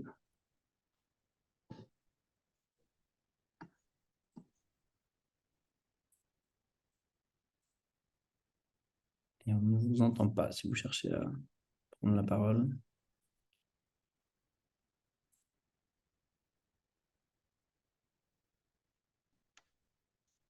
Mais donc, voilà, sinon, il y a plusieurs membres voilà, qui utilisent des plateformes Decidi, mais parfois un peu au-delà, qui suivent ce que nous faisons depuis quelques temps. Et puis, évidemment, il y a quelques membres de l'équipe d'Open Source Politics, notamment dans nos bureaux, mais aussi quelques-uns en ligne. Donc, Très bien. nous te donnons la parole à nouveau, Emmanuel. Très bien, un grand merci à vous tous. Je pense qu'effectivement, voilà, d'abord, j'étais ravie de découvrir les travaux d'Open Source Politics et vraiment, voilà, on s'est rencontrés par différentes occasions ces derniers mois. pour me présenter un petit peu, donc je m'appelle donc Emmanuel Roux et au-delà de diriger le chaudron, je suis passionnée depuis la nuit des temps maintenant presque, vous voyez, parce qu'on commence voilà, à être là depuis quelques temps, sur la question du numérique comme n'étant pas technologique, mais comme étant politique. Et je pense que c'est la première chose qui nous réunit ici dans cette salle probablement. Et donc, effectivement, avec cette appétence forte de sortir du fait que le numérique serait juste un outil ou juste de la technologie, que d'ailleurs, il ne serait ni bien ni mal sous prétexte qu'il serait un outil et qu'on n'aurait pas à s'en inquiéter et que comme il serait qu'un outil, en plus, bah, il appartiendrait à on va dire, à une forme de classe qui serait les techniciens ou les technologistes et qui concernerait globalement pas trop le reste de la population. Voilà. Donc, c'est un truc qui m'a toujours frappé. Moi, je suis née en 74. J'ai touché mon premier micro-ordinateur en 84. J'avais 10 ans dans le grand plan informatique pour tous, qui fait que dans les écoles de la République a été décidé, dans les banlieues tout du moins parisiennes rouges d'ailleurs à l'époque, ont été décidé que les enfants des cités devaient apprendre à coder pour sortir de là. C'était assez rigolo. C'était un petit peu un grand plan là-dessus. Alors, ça résonne beaucoup avec l'actualité d'aujourd'hui, mais c'était déjà là en 84. Et donc, je fais partie de ces gamins qui ont touché un MO5 Thomson à l'époque. Et j'ai toujours vu la machine comme étant un outil de créativité. Comment est-ce que le code écrit le monde? Et comment, de la même manière qu'on peut faire de la musique ou de la sculpture ou de la peinture ou autre, eh bien, moi, je codouillais, comme je continue à codouiller d'ailleurs, pour fabriquer presque tout et n'importe quoi. Donc, au début, c'était évidemment plutôt un peu de jeux vidéo, une vidéothèque pour mes parents, etc., etc. Et puis, au fur et à mesure, plus tard, beaucoup plus tard, ça ira jusqu'à l'impression 3D, la découpe laser, puisque en 2010, j'ai découvert le monde des Fab Labs et des makers, et j'en suis devenue plutôt une pionnière en France, en ayant ouvert une dizaine de lieux moi-même. Dans tout ça, dans ce cheminement où donc j'ai vu le web arriver, j'ai eu le premier modem où on m'a dit ça sert à rien, c'est un truc pour les gamins. La vraie informatique, ça existe déjà, il y a des ingénieurs. Et puis c'est un vrai métier. Puis on a vu de la même manière, évidemment, il y avait le micro-ordinateur, on m'avait déjà dit ça. Puis on m'a dit ça avec des imprimantes 3D. Et au fur et à mesure, j'ai développé deux convictions, on va dire. Une première conviction extrêmement forte, qui est que pendant ce temps, j'allais à l'école, j'ai été jusqu'en master, j'ai claqué la porte avant de finir mes études, mais pour autant, j'ai quand même été jusque-là. Je suis sortie de la fac persuadée qu'il fallait qu'on rebâtisse l'école et qu'il fallait bâtir une école qui permette de bâtir le futur et qu'il fallait arrêter l'école actuelle. Malheureusement, on est plus de 30 ans après, l'école actuelle est toujours là, mais pour autant, il y a quand même quelques initiatives qui vont qui donne un peu espoir, et puis on voit que ça bouge en ce moment. Et donc, on va revenir sur la question de la place de l'apprendre, évidemment, et donc de la question de l'organisation apprenante. Et pourquoi j'ai voulu, effectivement, tout de suite me dire on doit rebâtir l'école? Parce que depuis que j'ai 10 ans, je vis dans un monde qui avance et bouge beaucoup plus vite que ces institutions. Depuis mes 10 ans, j'ai évolué avec la technologie, mais c'est le même sujet d'ailleurs dans le climat, par exemple, aujourd'hui. C'est-à-dire qu'on a une transformation du monde autour de nous qui s'accélère et qui dépasse la vitesse de nos institutions, dont particulièrement l'institution de l'école, bien évidemment. Et donc, plutôt que de nous apprendre un savoir passé, la question, c'est comment faire en sorte que nous nous sentions tous légitimes d'explorer un futur à venir. C'est ça qui m'intéresse fondamentalement. Et en parallèle de ça, j'ai eu des agences web dans lesquelles je me suis ennuyée. J'ai monté une boîte de conseil autour des tiers-lieux. Voilà, on a accompagné donc une dizaine de lieux depuis 2013.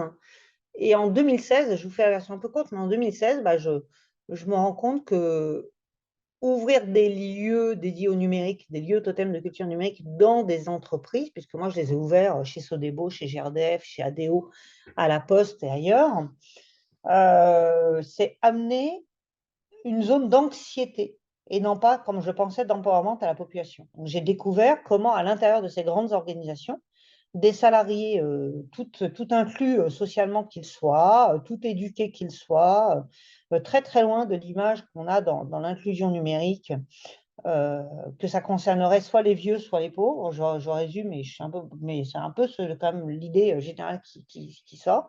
Je n'étais pas du tout dans ce type de contexte.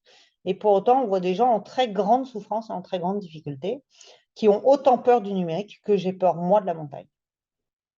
Et je me dis, bah, il faut qu'on fasse l'école de ski de France du code et des nouvelles technologies pour apprendre à chacun à devenir autonome dans un monde technologique. Donc ça, c'était en 2016. Et on se rend compte au fur et à mesure que le vrai sujet, c'est rendre acteur dans un monde en devenir. Ce n'est pas que la technologie, c'est le monde change, le monde évolue plus vite qu'on ne peut s'y adapter. Le monde est en train de, est en devenir accéléré, on va dire ça comme ça.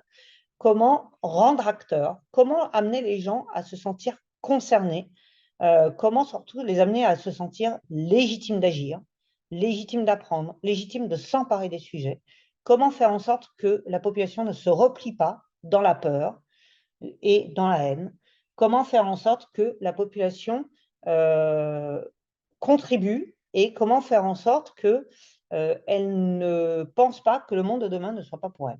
Voilà. C'est un peu ça qui m'anime, c'est même beaucoup ça qui m'anime. Et pour faire ça, j'ai fini par donc fonder une entreprise, le Chaudron. Et je vous ai amené, je ne vais pas parler longtemps, donc je vais vous montrer quelques actions de ce qu'on fait. En fait, je me suis dit, le plus simple pour ouvrir le débat, c'est de vous dire un peu ce qu'on fait. Puis on verra bien où ça nous mène. Voilà, vous voyez, ce n'est pas très structuré, mais le but étant de pouvoir discuter. Enfin, excusez-moi, par contre, il faut que je arrive à partager. Donc, notre premier constat, c'est que personne n'ira se former à quelque chose auquel il ne croit pas. Et s'il ne se pense pas capable, s'il pense que ce n'est pas son monde, dit autrement, vous n'allez pas dans un stade de foot si vous n'êtes pas sportif. Vous n'allez pas au théâtre si vous ne vous pensez pas du monde de la culture, etc., etc. Et donc, on a décidé d'aller se placer là où les gens sont. Donc, aussi bien au cœur des sièges d'entreprise, en négociant qu'il n'y ait aucune condition pour entrer dans le lieu. En fait, j'essaye de faire le Starbucks de l'apprendre. Comment créer des techno-auberges ou des auberges tout court qui permettent de vivre un moment sympa et d'apprendre en même temps. Et puis, on s'installe même, comme à gauche, dans les agences bancaires, par exemple, du groupe Crédit Nord, à l'époque, Société Générale depuis, pour permettre aux clients et aux collaborateurs ensemble de plonger dans les enjeux du numérique. Et ensemble, c'est important parce que ça ramène au fait que nous sommes tous des hommes et des femmes des territoires et que nous sommes tous confrontés à la même difficulté d'un monde qui change et que dans ce contexte, ce n'est pas une question de statut, de client ou collab, là, c'est une question d'hommes et de femmes au cœur de territoire. C'est là, nous, une croyance forte du Chaudron. On a mis en place un début de réseau de moniteurs du numérique il y a quelques années avec le groupe La Poste et avec Pix. Pix, c'est une start-up d'État qui permet d'évaluer les compétences du numérique, tout comme l'a fait le TOEIC en anglais, puisque une de mes autres croyances, c'est de dire le monde se digitalise et se dataifie en ce moment, et moi j'appelle ça la dataification du monde, comme c'est dataïfié, comme c'est internationalisé le monde avant. On a tous fait en sorte de savoir parler une espèce de globish. Alors tous, c'est déjà... moi, je peux vous dire que mon globish, qui est cette langue internationale étrange, je ne suis déjà pas très bonne. Mais alors, pour le coup, l'idée, c'est comment nous sommes tous capables de participer d'un monde technologique en participant de ces débats. Et donc, comment est-ce qu'on a assez de culture que j'appelle du codelish pour pouvoir discuter, débattre et agir dans un monde technologique. Et je pense qu'autour de à la fois de la démocratie participative et à la fois de Decidim, je pense qu'il y a probablement des sujets d'appropriation des enjeux, des principes et des concepts que permettent la technologie en démocratie participative par les utilisateurs en eux-mêmes. Voilà, on a aussi créé de la même manière, toujours dans l'idée qu'il fallait qu'on rende tous capables d'agir non pas pour devenir des professionnels et des technologistes, d'agir pour devenir peut-être des instituteurs demain, des médecins, des directeurs d'associations, des journalistes et je ne sais quoi d'autre, puisque là on a des gamins. On a fait la première classe de créativité numérique sur le modèle des classes sport-études, 4 heures par semaine dans un établissement vendéen de culture numérique. J'en ai plus pour très longtemps. En parallèle, on a aussi le sujet de permettre de toucher, prototyper, faire, découvrir que ça existe. Donc, on a l'habitude de créer des parcours apprenants permettant à des entreprises de se retrouver ensemble. Et l'idée, c'est qu'à la fin, ils aient envie d'agir ensemble. C'est-à-dire qu'en fait, on ne fait pas de la formation interdite autrement. On met des entreprises dans le même territoire pour les amener à se découvrir, se rencontrer, faire créer des projets communs au service du territoire. Ici, une cité des compétences à Machecoul en l'occurrence, mais en se disant comment, effectivement, on démystifie et on rend accessible le pouvoir technologique à tous.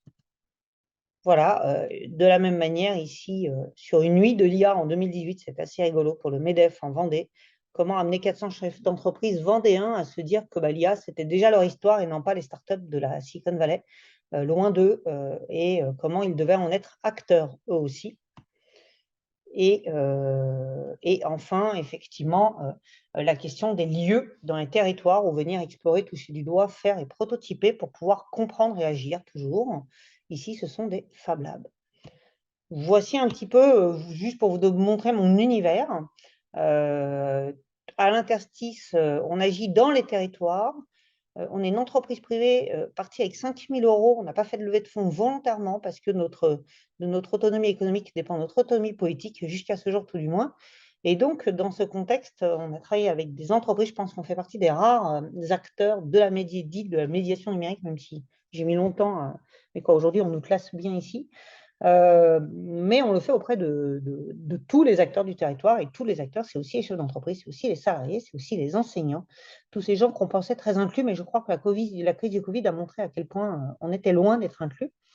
Et puis pour finir, je vous partagerai quelque chose qui m'anime et dont je veux bien débattre avec vous, une forme de colère chez moi, de constater que l'État aujourd'hui a considéré jusqu'à récemment, parce que c'est en train de bouger, la bonne nouvelle c'est que c'est en train de bouger, qu'être inclus numériquement parlant, c'est-à-dire être citoyen, être capable de faire société dans une société technologique, c'était être usager des services publics et privés numériques. Et c'est écrit noir sur blanc dans leur hub, dans l'appel à projet du hub inclusion numérique. C'est-à-dire que l'inclusion numérique est définie comme permettre à la population d'être usager des services publics et privés numériques.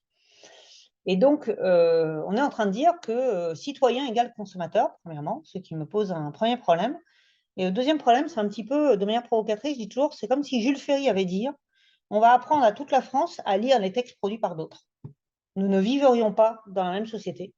Nous n'aurions pas eu la même République. » Et donc, voilà, une de mes bagarres, c'est comment se remettre tous collectivement d'accord sur ça veut dire quoi être citoyen dans un monde technologique et pouvoir participer et faire société ensemble. Et je m'arrêterai là-dessus.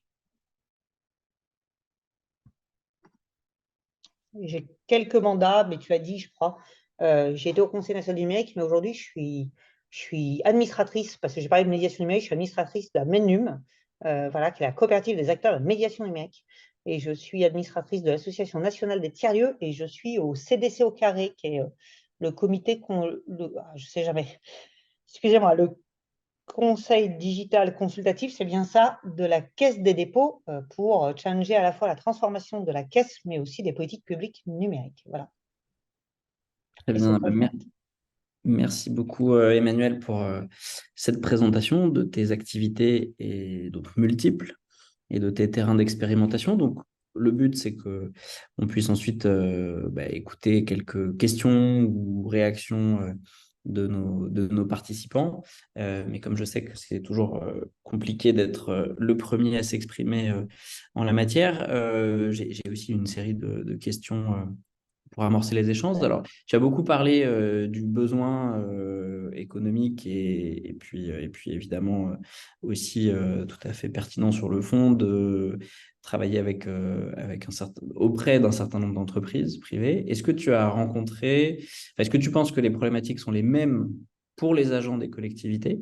Il y a les mêmes enjeux d'apprentissage, d'expérimentation à travers voilà, ces interventions locales, ces ateliers, etc.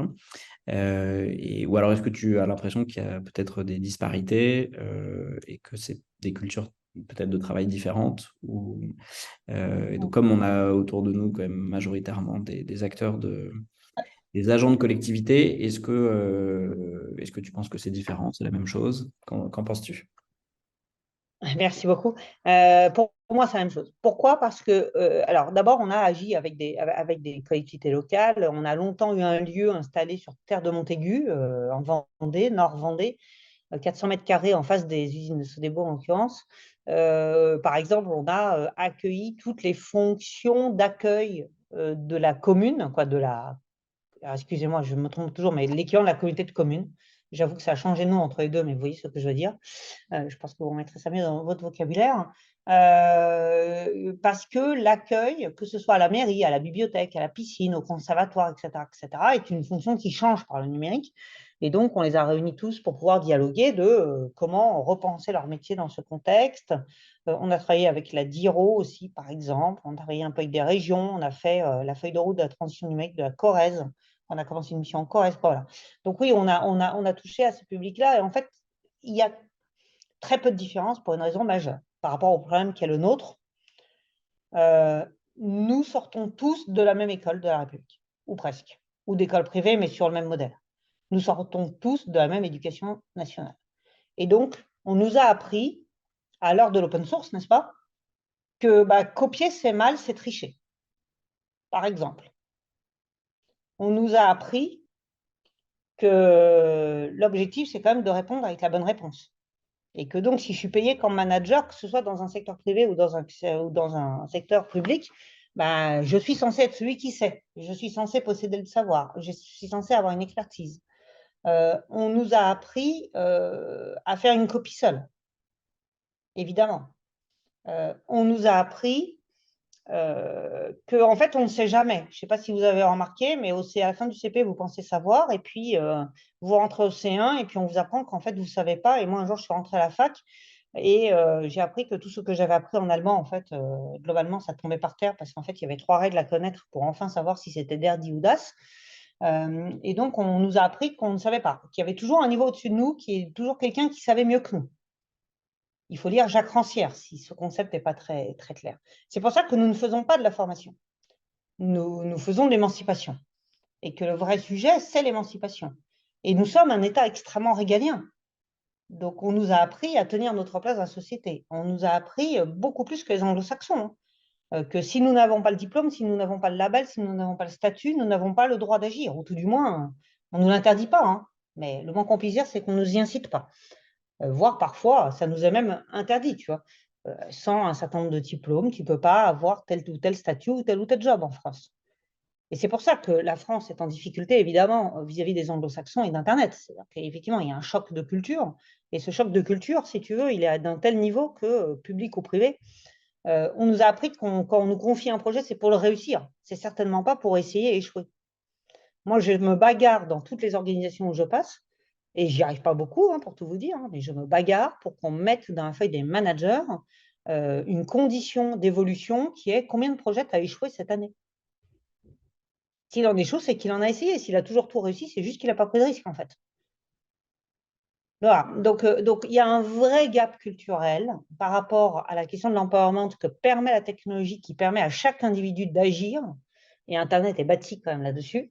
VS, nous sortons à part les quelques-uns d'entre nous ou d'entre vous qui peut-être avaient fréquenté ici un lycée libre, ici les enfants libres Saint-Maurice, ici une école Montessori à la rigueur, mais c'est quand même extrêmement rare hein, à l'échelle de la France. Sinon, nous avons les mêmes rapports au fait, y compris que pour savoir, il faut aller se former, donc il faut aller demander un sachant et non pas là où moi je suis une autodidacte quasiment dans tous ces sujets. Hein. Et la question, c'est comment tu te sens légitime à dire, tu vois, je ne connaissais rien à l'IA il n'y a pas si longtemps que ça, mis à part que j'en parlais en conf, mais à force de parler en conf cet été, un peu avant, et au vu de l'accélération, évidemment, qu'on a vécu ces derniers mois, au mois de juin, j'avais un peu plus de temps que d'habitude, j'ai été acheter 2 machines. J'ai été sur GitHub, j'ai lu 4 tutos et j'ai mis un LLM dans ma machine, et puis j'ai commencé à jouer avec, et puis je suis vachement plus à l'aise sur, mais ça marche comment ce truc en fait? Et tu vois, je viens de la culture maker qui dit c'est celui qui fait qui a raison. Et donc, il faut faire. Il faut faire, il faut essayer, il faut expérimenter. Et ça, pour le coup, c'est encore une fois pas ceux auxquels on nous incite, y compris dans les organisations. Très bien. Est-ce que, pour peut-être ouvrir aussi un peu la discussion avec nos participants, à votre échelle, vous êtes forcément confrontés à cet enjeu d'acculturation aussi, de participation, d'expérimentation, d'ouverture qu'il faut apporter jusqu'aux citoyens. Est-ce que justement, vous avez des retours d'expérience, des bonnes pratiques ou au contraire un certain nombre de frustrations par rapport au rapport au numérique, à la difficulté à se saisir des outils, au manque d'adaptation de ces outils, de ces méthodes, à une participation réelle d'une population élargie. Donc peut-être est-ce que vous avez des petits témoignages aussi là-dessus, sur ces enjeux donc, de médiation et de participation. Donc, je ne sais pas autour de... Je sais qu'il y a beaucoup de praticiens de terrain et de praticiennes de terrain dans l'assistance, donc n'hésitez pas à nous partager ça. Je cherche à lever la main, mais j'y arrive pas.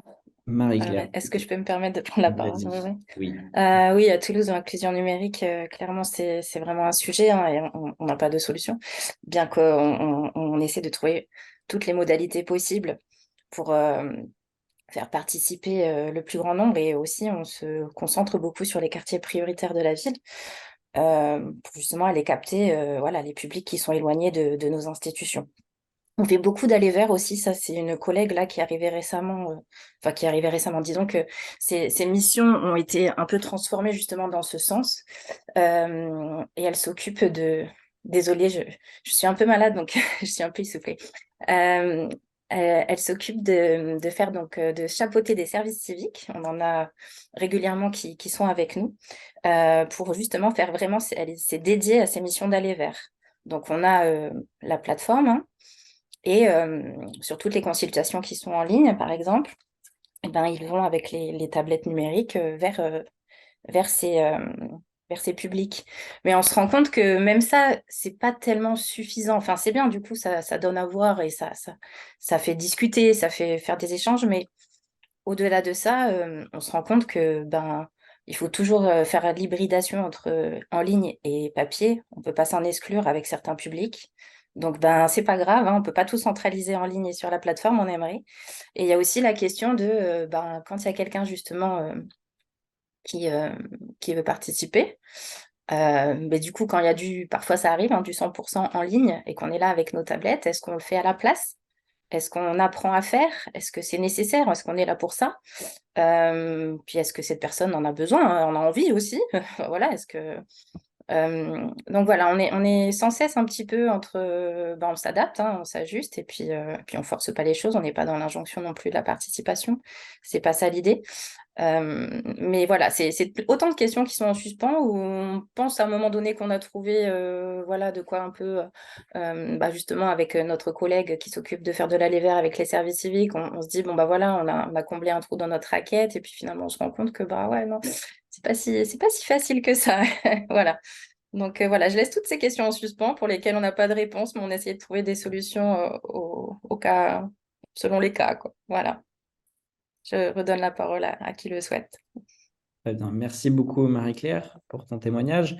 Est-ce que, justement, dans les autres territoires, il y a des expériences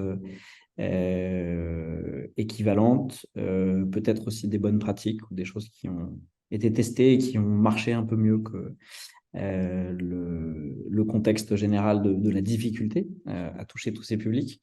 Et en rebond, évidemment, est-ce que toi, Emmanuel, ça t'évoque des choses? Tu as été amené à travailler beaucoup avec des usagers de services publics, pas forcément sur la dimension expression démocratique citoyenne, enfin, en tout cas dans des exercices de participation classique, de consultation.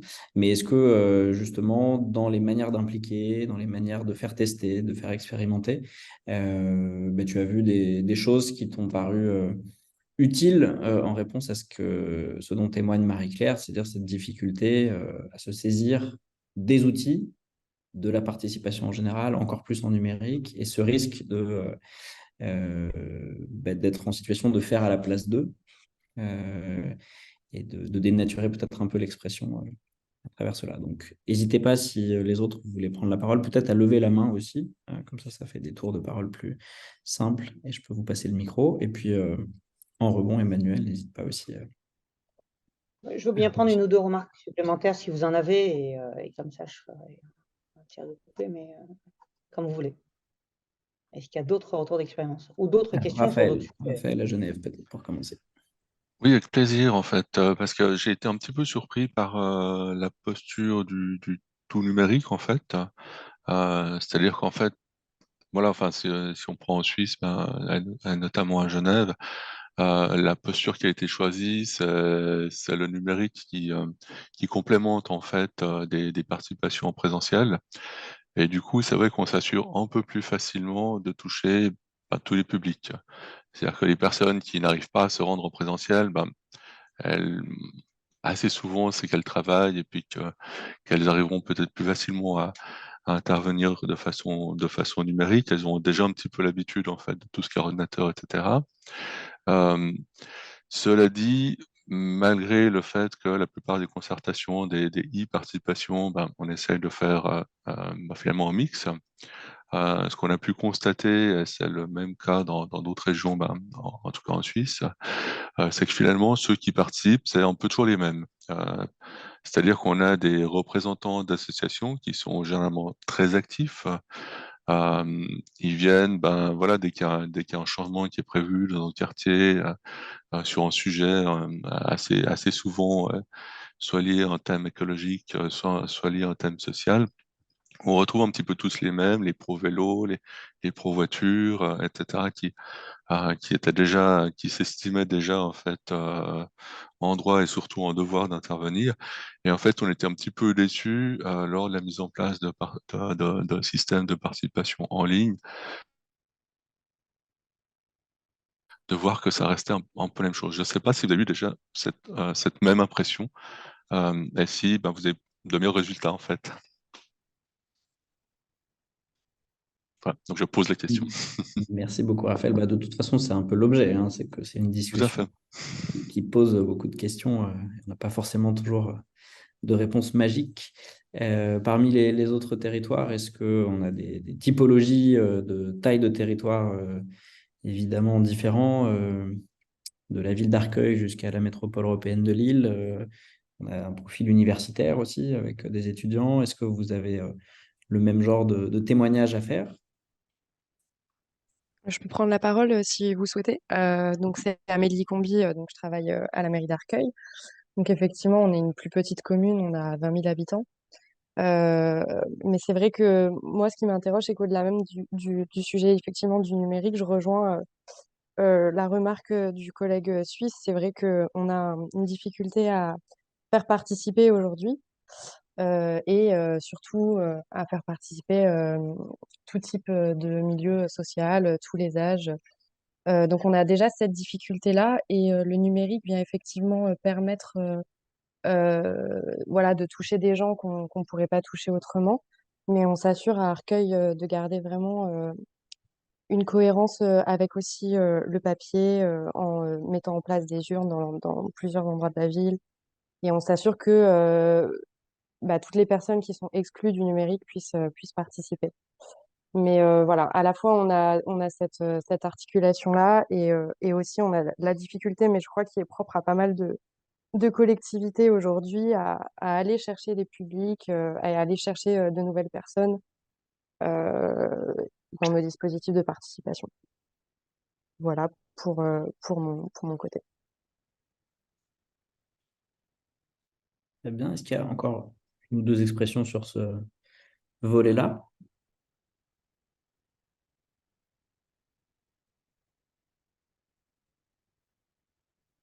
Moi,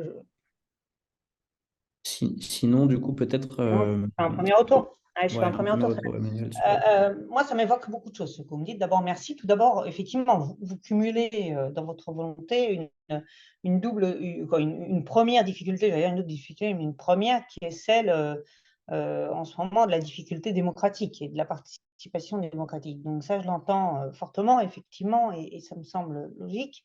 Quoi, logique, tout du moins, je constate, comme vous, je n'ai pas de solution magique, bien entendu, mais je le constate. Je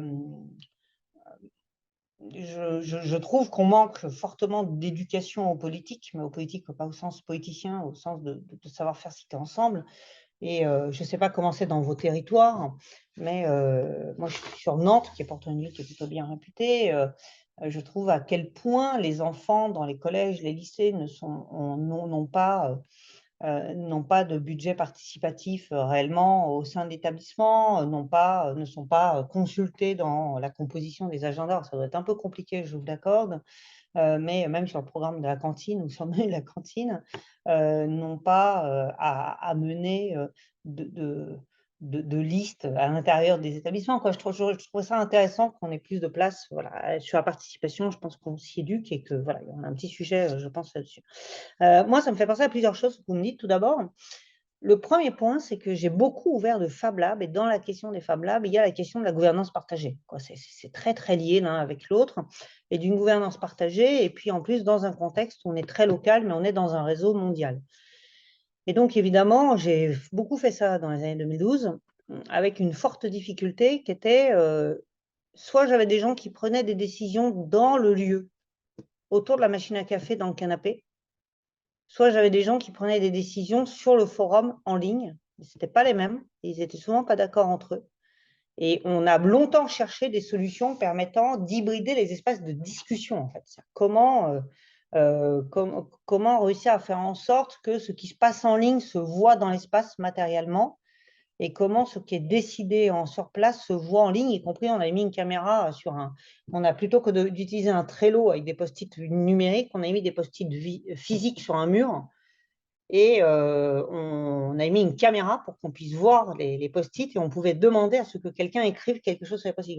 Moi, je trouve qu'on a une question en ce moment de plus en plus d'hybridation des espaces, et donc des espaces de décision, et au-delà des décisions, des discussions. Voilà, c'est un truc, et on le voit aujourd'hui, on n'est pas ensemble dans une pièce, donc c'est quelque chose qu'on va vivre de plus en plus, et avec un risque d'exclure l'un des deux parties du public. Donc ça, c'est le premier point. Ça me renvoie, quand je vous écoute, à tout ce moment où nous, on a beaucoup recherché comment sortir de là, de la même manière que j'avais fait un lieu 100% ouvert, hein, sans aucune condition économique pour entrer, ni sociale, ni rien.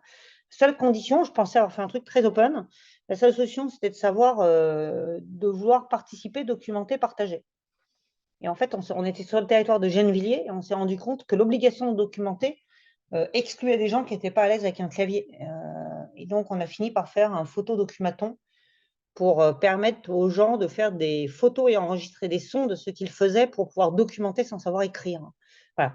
Donc, on renvoie toujours à la question de comment permettre d'inclure des publics qui sont parfois plus en difficulté. Ça, c'est le premier, c'est mon premier sujet, et cette attention à inclure.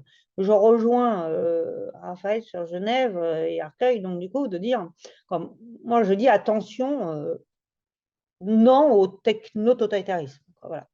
Donc, je ne suis absolument pas pour une dématérialisation forcée de tout. Je pense qu'en plus exactement, d'abord le mot dématérialisation pose plein de débats, mais je pense que c'est clair pour tout le monde, quand le numérique est très matériel, hein, il y a des serveurs, il y a de l'énergie, voilà, on ne dématérialise pas quand on fait du numérique, ça c'est le premier sujet. Le deuxième sujet, c'est plutôt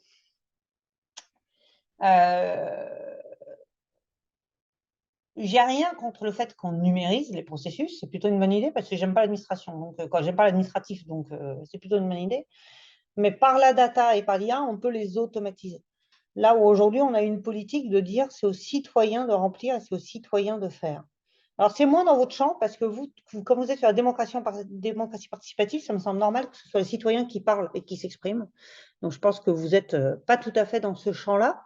Mais je vous partage quand même un point de vigilance, c'est comment est-ce qu'on fait pour capter numériquement, parce que j'entends le besoin de la personne de Toulouse de dire on aimerait bien unifier tout dans une même base de données.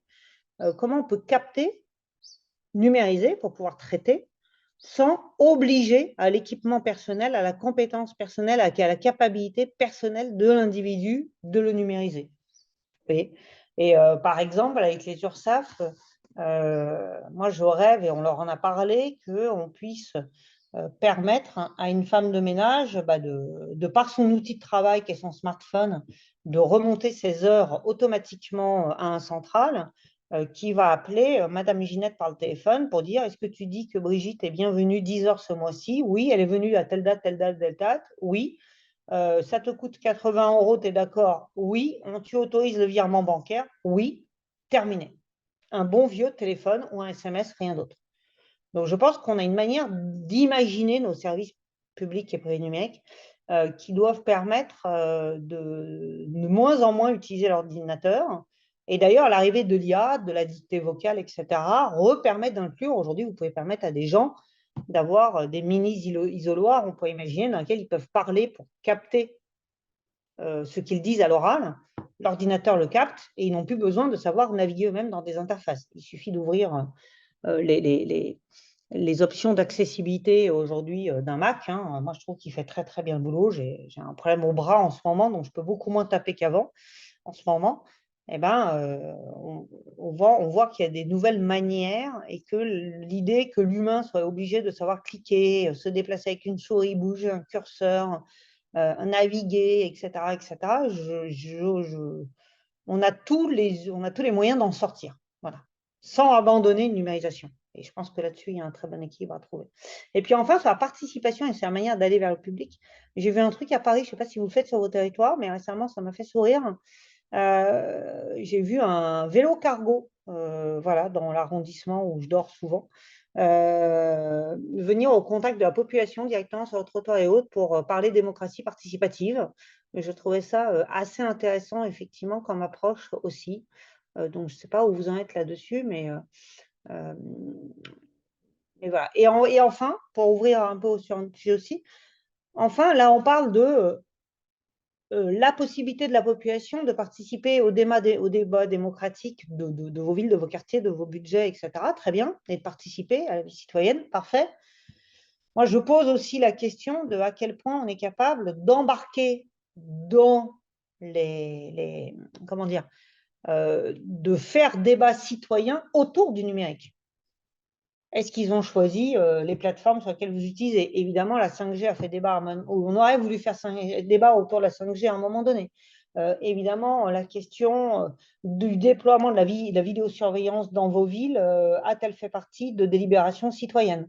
Évidemment, le fait qu'on ait dit on va mettre des horodateurs obligatoirement sans monnaie et non anonymes, qui font qu'aujourd'hui, je sais si tous les mardis, je me gare ou pas devant une église, devant un syndicat ou devant un hôpital. Est-ce que vraiment j'en veux et à quelles conditions mes données sont-elles gardées par votre ville ou par Parkéon, par exemple?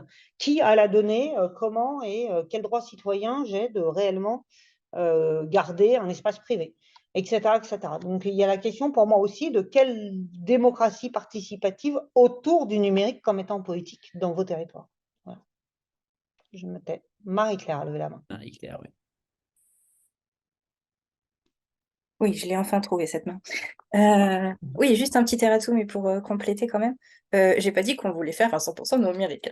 J'ai dit, c'est vrai que c'est la facilité si on pouvait le faire, mais effectivement, on sait bien que voilà, la facilité, c'est pas le réalisme et que c'est bien pour ça que je disais, on a des services civiques qui font de l'aller vers et pas qu'avec des tablettes. On a aussi les post-it, on a aussi beaucoup d'élus, on parlait de politique, qui font de la proximité. Quand on a des sujets de consultation, on sait très bien qu'on a multicanaux, hein. On a et le numérique, on a et les élus qui reçoivent des mails habituellement, comme d'habitude, on a et les réunions où on a des contributions pendant les réunions, on a et les enquêtes de terrain, enfin voilà, on démultiplie. Vous parliez de triporteurs, on en a aussi. Donc aussi, voilà, avec notre triporteur, on va dans les quartiers et notamment, on va sûrement en acheter d'autres pour qu'ils soient directement sur site. Parce que Toulouse, quand même, est grande. Un triporteur, ça fait pédaler partout. Donc, on va en avoir plusieurs. Et voilà, qui sont... C'est vraiment logoté. Mais vous parliez aussi de protection des données, etc. Et moi, c'est vraiment une question, pour le coup, pareil, j'aimerais bien que ce soit un arbitrage, d'ailleurs, vraiment politique, cette question-là. Parce qu'on a un formulaire d'inscription aujourd'hui sur la plateforme qui est de notre responsabilité, hein, mais qui demande beaucoup de données profil pour pouvoir faire des évaluations, des stats, savoir si notre outil permet de justement diversifier les publics, sinon on ne peut pas le savoir. Mais ce formulaire d'inscription qui est d'abord de bonne intention, en fait, c'est un frein à l'inscription. Et est-ce que du coup, on ne serait pas, mais ça c'est vraiment pareil, une question que je pose comme ça, moi, à titre personnel, et qui nécessiterait un arbitrage et peut-être de plus dense réflexion, mais est-ce qu'il ne faudrait pas carrément, comme les enquêtes publiques, anonymiser les débats et juste prendre des contributions et des idées anonymes, du coup, lever le frein à l'inscription et avoir juste voilà, quelqu'un qui note et qui publie, qui poste un commentaire, tout simplement, sans passer par l'étape. On s'inscrit, on met un code SMS, on authentifie qu'on a bien donné une seule contribution. Enfin voilà, donc autant de questions pareilles dont on n'a pas de réponse ni d'arbitrage aujourd'hui. Et là-dessus, je me permettrais, j'ai vu que Aude a levé la main après, mais je me permettrais, là-dessus, je pense qu'il y a la question que ça pose, c'est que deviennent ces données après? Imaginez que vous captiez les données pour récupérer des stats, que dans la minute qui suit, ce soit agrégé sous mode agrégat pour faire vos stats. Vous voyez, et que dans la minute qui suit encore, ces données soient complètement effacées. Elles sont captées que le temps de faire un stat agrégé, puis elles sont effacées. Alors, évidemment, il faudrait éduquer la population à ça, il faudrait amener des preuves, etc.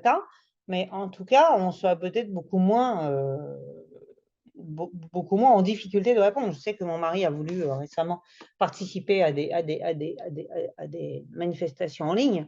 Et effectivement, il a été embêté de voir qu'on lui demandait de se connecter avec France Connect sur des sujets extrêmement hautement politiques.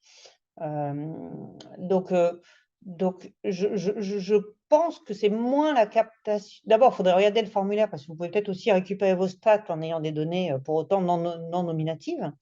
Mais la question, c'est aussi la question de la durée de stockage et de la transparence de la durée de stockage. Alors, combien de temps c'est stocké? Pour faire quoi? Ça devient quoi après? Qui accède? Et je trouve que de manière générale, il y a extrêmement peu d'informations. Et moi, je ne paye plus un seul horodateur automatique depuis qu'il y en a. Exactement parce que je ne sais pas ce que ça devient. Je ne sais pas. Je ne sais pas si Parkeon stocke effectivement le fait que tous les mardis, je me gare devant un hôpital ou pas. Et je les ai contactés, hein, ils ne répondent pas, soit dit en passant. Donc, il y a une espèce, c'est l'opacité autour de l'usage des données, je pense, plus que la donnée qui pose problème. Et juste pour, je boucle, après je vous donne la main en haut, mais j'ai oublié de vous dire tout à l'heure sur la question de la diversité de la participation citoyenne. Pour le coup, moi, je suis plutôt dans des communautés, ça n'a rien à voir, ce n'est pas tout à fait les mêmes sujets, mais dans les communautés open source, autour des Fab Labs, des makers, etc., on a des trolls qui trollent les forums, quoi. Ils sont tout le temps là. Et c'est celui qui a le temps, c'est celui qui est lettré, qui sait parler ou qui sait écrire quand on est sur un forum. Vous, ils savent parler, ils sont dans une salle, qui osent prendre la parole devant le groupe, qui ont du temps, vraiment. Celui qui se lève à 6h du mat, qui va sur un chantier, qui revient, qui se gère de 3 enfants et qui est aidant en plus familial, il n'a pas le temps. Donc, c'est là où on revient sur la question de comment faire cohabiter ces différences. Et je ne sais pas si vous faites déjà du tirage au sort dans votre territoire pour ramener des gens, comme dans un jury, à participer. Mais en tout cas, à un moment donné, il faut créer les conditions qui permettent la participation, je pense. Voilà. Aude. Oui, tout à fait. Quelle transition, justement, sur le tirage au sort. Mais donc je reviens un petit peu en arrière sur un petit peu les pratiques de terrain qu'on a et je rejoins un certain nombre des collègues qui ont témoigné juste avant. Alors nous, on aimerait bien avoir, c'est une vraie question, le vélo cargo, parce que nous, pour l'instant, on fait ce qu'on appelle des points mobiles où on sillonne l'espace public nous-mêmes et quand on peut avec des jeunes qui viennent nous aider. Et surtout, ce que je veux dire, c'est qu'on essaie de travailler beaucoup en mobilisation de tous les partenariats dans les quartiers, sur l'ensemble du territoire. Donc, on travaille avec les centres sociaux, avec les espaces de vie sociale, avec les associations de quartier, etc. Avec voilà, la Ligue de l'enseignement, ce genre de structure. Et en fait, on se rend compte que sur tout ce qui est accès au numérique, ils sont vraiment confrontés aux mêmes difficultés que nous sur la participation. Et du coup, c'est là-dessus que je voulais en venir au fait que on a aussi testé à Tours un tirage au sort pour le conseil, comment on appelait ça? Conseil consultatif pour la culture à Tours. Et du coup, ça a plutôt bien fonctionné, même si, en fait, on s'est basé pour cette expérience-là sur ce que je trouve un petit peu discutable, sur les listes électorales, ce qui du coup restreint énormément en fait les participants et exclut évidemment tous ceux qui sont soit en dessous de 18 ans, soit qui n'ont pas la nationalité française, qui ne peuvent pas voter. Et donc, du coup, il y a, notre objectif, ce serait de tester éventuellement le système du tirage au sort sur cadastre pour du coup être sur un tirage au sort par adresse et donc d'essayer d'avoir un panel qui soit représentatif sur le territoire. Voilà, donc on travaille à ça, mais pour nous, c'est une solution qui est assez intéressante et je crois que c'est à Poitiers qu'ils ont mis ça en place pour leurs assemblées citoyennes. Et ça a plutôt bien marché. Alors, c'est beaucoup d'investissements et notamment, je ne sais plus qui en parlait, des élus aussi sur le terrain. Donc là, pour moi, on a vraiment des parties prenantes hyper importantes. Les élus, les techniciens, les agents des collectivités, les partenaires dans les quartiers ou qui sont spécialisés sur certains types de publics qu'on a du mal à mobiliser, et puis les citoyens. Donc voilà la petite contribution à Tours. Merci beaucoup. Merci. Ouais. Du coup, je mets un article sur le tirage au sort à Poitiers. Parce que du coup, il avait des vertus, mais il a aussi été très, très lourd à organiser. Tout à fait. Et donc, c'est un bon article à aller consulter là-dessus. Ouais. Le chat. Et moi, je reviens aussi, encore une fois, à la question de la place aussi du numérique dans le débat démocratique et citoyen. Par exemple, je me demande, dans les consultations que vous faites, si des territoires mettent déjà à disposition des sets de données en open data pour pouvoir avoir des éléments avant permettant de bien comprendre et si on a une culture suffisante, y compris de vos élus, de vos techniciens administratifs, etc., autour du numérique comme pouvant permettre une meilleure démocratie. Parce qu'on voit trop, je pense, la question de l'inclusion numérique sous un angle d'accéder à la capacité à participer d'un forum ou autre, là où il y a un vrai sujet de qui décide du numérique dans nos villes et où comment le numérique permet d'éclairer des décisions et de permettre d'autres décisions. Et donc, je suis désolée de dire comme ça, mais il y a un gap encore plus fort entre le niveau de culture numérique qu'il faudrait que chacun ait pour être citoyen dans un monde technologique vs le fait de simplement savoir y accéder. Et j'invite vraiment à élargir l'inclusion numérique à la capacité à pouvoir agir et décider dans un monde technologique.